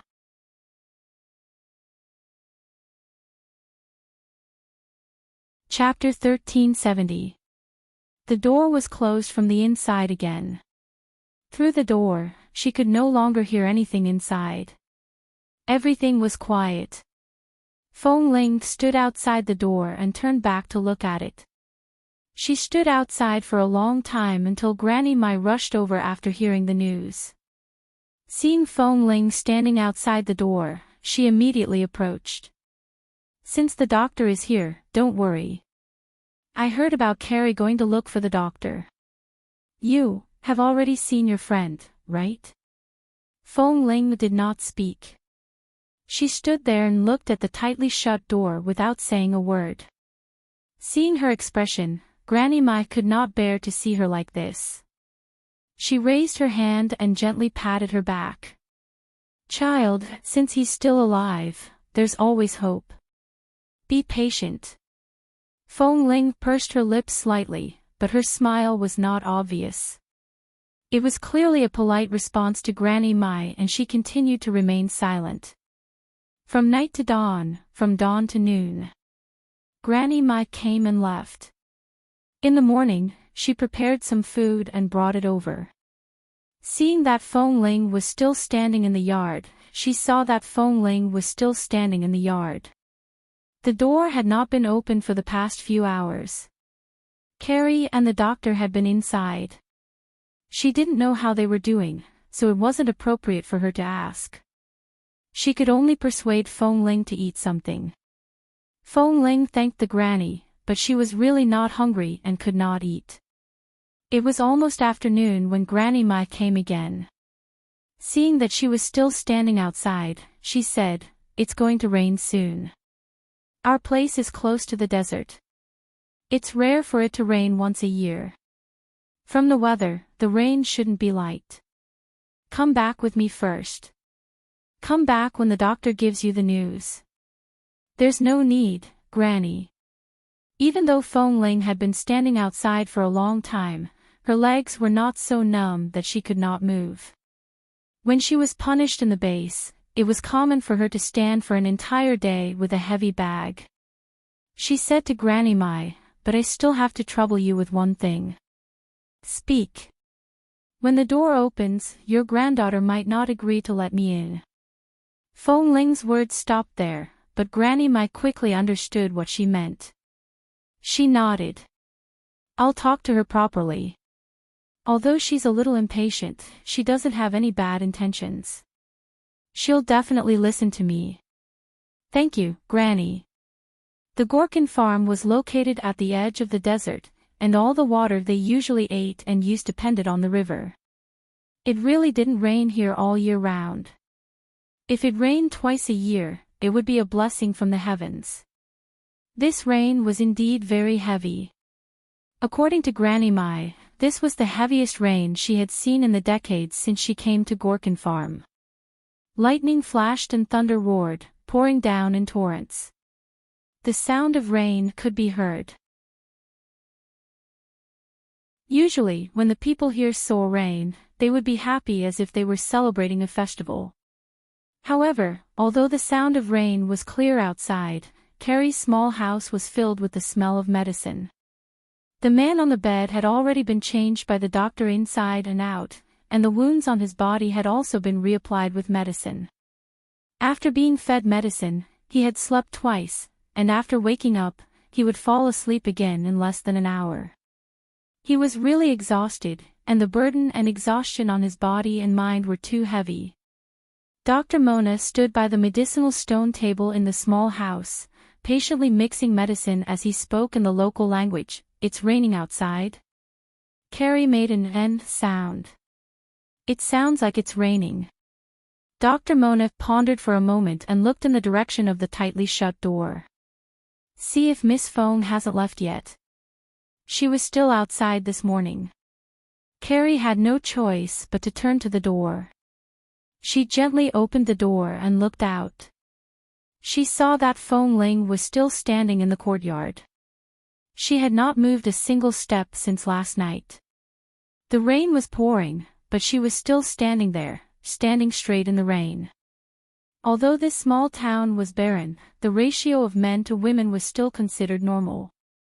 There were quite a few women, but Carrie had never seen such a righteous woman who did not seem to be delicate at all. She was clearly a young girl. At first, when she stood outside, Carrie thought that she was just trying to hurt herself. She thought that she wanted to use this method to force the person inside to feel sorry for her so that he could let her in. However, when the person inside found out that she had been standing outside, he did not say anything. He did not wake up much the entire day, and his body could not bear the burden.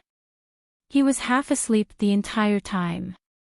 Even if he knew that Fong Ling was outside, he did not have the strength to say anything. And this Fong Ling, from last night until now, had not eaten, drank, or left. She did not cry or shout outside. She quietly did not come in to disturb them, but insisted on standing outside and did not take a step away. Even though it was raining heavily, she still stood there like a tree.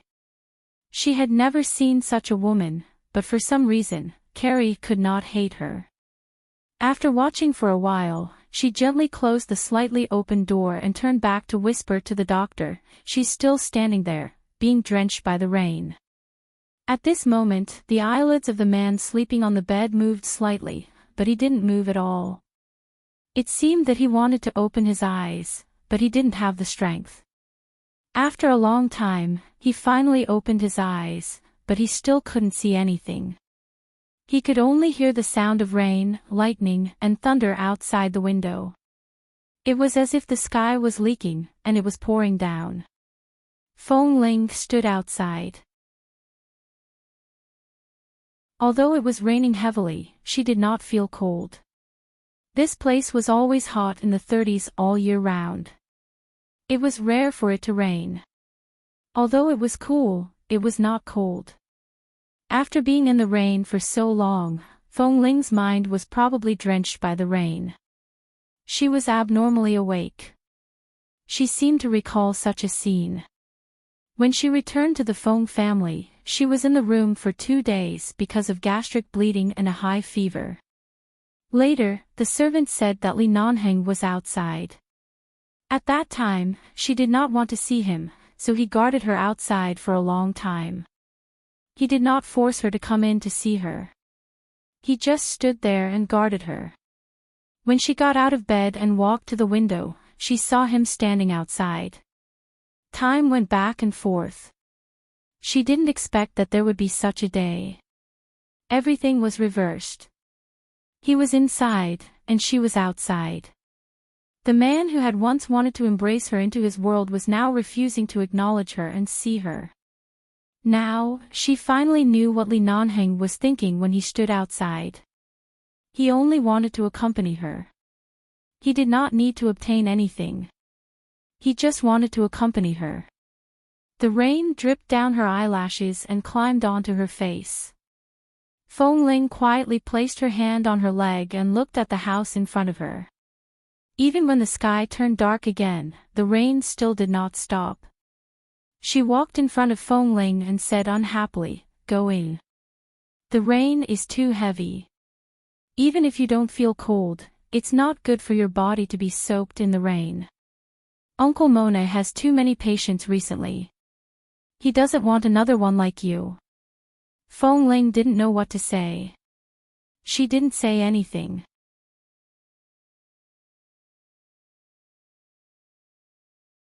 Chapter 1371. However, Feng Ling did not move. She only glanced at Carrie and said lightly, "It's fine. It's fine as long as I can hear the sounds inside. If there's anything you need me to do, I'll go in immediately. I won't be here now." "What? It's not like Uncle Mona and I chased you out. Why are you throwing a tantrum?" Carrie glared at her unhappily. Feng Ling finally looked at Carrie's face. "Didn't you say that he would only be emotionally unstable when he saw me?" Carrie rolled her eyes. "He hasn't woken up yet. His body is too weak, and he's coughed up so much blood. It's probably still a long time before he's completely awake. Go in and hide from the rain. It won't be too late to come out when the rain stops and your clothes are dry." Feng Ling glanced at her again. Carrie's umbrella was already above her head. She said impatiently, "If you don't go in, I won't care." As soon as she finished speaking, Feng Ling had already moved forward. Carrie watched in surprise as she walked in. After entering the door, she quickly closed the umbrella and muttered in surprise, "You've been standing outside for so long and haven't moved at all. Don't you sway at all when you walk? Don't your legs hurt or ache?" "They're fine." Feng Ling did not explain. After entering the door, she immediately looked at the man who was still unconscious on the bed. She originally wanted to go over to take a look, but she realized that her clothes were wet. After being drenched in the rain, it was probably not good for him to go over with the cold air, so she decided not to go over. She walked to Dr. Mona and gave him a grateful look. Dr. Mona didn't say much and just smiled politely. After all, he had personally seen how Feng Ling treated Kay 2 days ago. He knew that she must have an inseparable relationship with these two injured people who had been washed into their town. Furthermore, this Miss Feng's character was not bad. The person she cared about was seriously injured and unconscious here. There was no need to torture her like this. Not long after, Carrie went to the inner room at the back of the small house and found a light yellow cotton dress. She handed it to Feng Ling without a good expression. "Well, your clothes are so wet and dripping. Don't wet the floor in my room. Go change your clothes." As she spoke, Carrie looked her up and down for a while. "This dress of mine was bought by a merchant in town who went to Jerusalem. I bought it because it looked good, but it was a size too big for me, so I only tried it on once and hung it in the cabinet without touching it again. You're taller than me, so these clothes should fit you. Go and change." Feng Ling knew that this Carrie was a little spoiled and unreasonable, but it was indeed as Granny Mai had said. She was just spoiled, but she didn't have any bad intentions. At this moment, looking at the clothes that were handed to her and then at the somewhat arrogant expression on Carrie's face, the cold ice in Feng Ling's eyes gradually melted. "Thank you." Carrie did not respond. It was obvious that she had taken out her clothes for her to wear. It was only right for her to thank her. She turned her head and continued to accompany the doctor to dispense the medicine. Then, she pointed with her chin in the direction of the inner room where she had gone to get her clothes. "Go over there to change. I sleep in there. By the way, don't touch my things. Come out after you're done changing." Feng Ling went in to change. She saw a clean towel by the bed and guessed that Carrie had placed it here. Granny Mai's granddaughter was actually quite a meticulous person. From the layout of the inner room, she was a girl who loved cleanliness. There were beds, cabinets, and all kinds of daily necessities. They were all in the style of Israelis. There were many flowers planted in the yard outside, and there were many vases by the bed. Furthermore, since there was a bed here for her to sleep on, the bed outside was probably a temporary one. In the days that Li Nanheng was here, the two of them slept in 2 different rooms without disturbing each other. Feng Ling lowered her head, undid the belt of her clothes, and took them off layer by layer. The clothes worn by women in this place were very complicated. In her eyes, it was really troublesome to put on such a cotton dress. It was not as convenient as a t-shirt, but she did not bring any clothes. Although it was not convenient to wear this cotton dress, it was good that it was very fitting. After changing her clothes, she picked up a towel and dried her hair. Then, she casually tied her hair into a bun and tied it behind her head with a rubber band. When he walked out again, the rain outside seemed to have lessened a little. Dr. Mona patted the dregs on his hand and said, "Carrie, take the umbrella and follow me back. Go and get some supplementary medicine. It's still raining, so the medicine can't get wet. You have to help me hold the umbrella." "All right." Carrie stood up and was about to follow him when she suddenly turned back to look at Feng Ling, who had just walked out of the inner room. A few days ago, Feng Ling had been wearing some clean old clothes that Granny Mai had found. They looked very good on Feng Ling, but this light yellow dress had an especially clear girlish feel. When Feng Ling wore it, it was so beautiful that Carrie was jealous. Why didn't it fit her? If she were a few centimeters taller, she might be very beautiful in such a beautiful dress. Carrie was a little angry. Her woman's instincts made her regret letting her wear such a beautiful dress, but now she had to go back with Dr. Mona to retrieve the medicine. Thus, she said to Feng Ling with an unhappy expression, "I'll go get the medicine with Uncle Mona. He hasn't woken up yet. Stay here and guard him. We'll be back later." Feng Ling answered, "All right." This was Carrie's home. In fact, she didn't want Feng Ling to stay here alone to guard him. However, as a doctor, it was more important for her to get the medicine. She could only turn around unwillingly and leave with the doctor. The door opened and closed, and the small room was silent. Feng Ling turned to look at Li Nanheng on the bed and walked over. There was a small wooden stool by the bed. Dr. Mona had probably sat on it to facilitate his diagnosis. She sat down on the small wooden stool and looked at the man who had his eyes closed and was motionless on the bed. Li Nanheng was originally a tall and straight man. Although he wasn't the kind of man with tangled muscles, he was definitely a man with perfect muscles and a strong sense of strength. However, Li Nanheng was lying here and had lost a lot of weight. Although the muscles on his body wouldn't disappear in just a few days, it looked like he had really lost a lot of weight. She looked at his hand that was resting on the side of the blanket. He was so quiet that he didn't even move his fingers. She gently reached out and touched his hand. She was so careful that she didn't wake him up, afraid that he would chase her away, or afraid that she would hurt him. Then, slowly, she held his hand in her own and intertwined her fingers. There's no more torture later. Little Feng Ling is so domineering. There's no way she'll let Li Era succeed. Even if she has to kidnap him, she'll kidnap him back to Los Angeles. He's so weak now. He can't beat her, right? You're tuning into the LoveLore Library YouTube channel. We're so grateful for your support, and don't forget to subscribe to join us on this incredible journey through captivating stories. Your generosity through donations truly makes a world of difference, as it's the primary source of revenue that allows me to expand and enhance this channel for you. Thank you from the bottom of my heart for being a part of this adventure.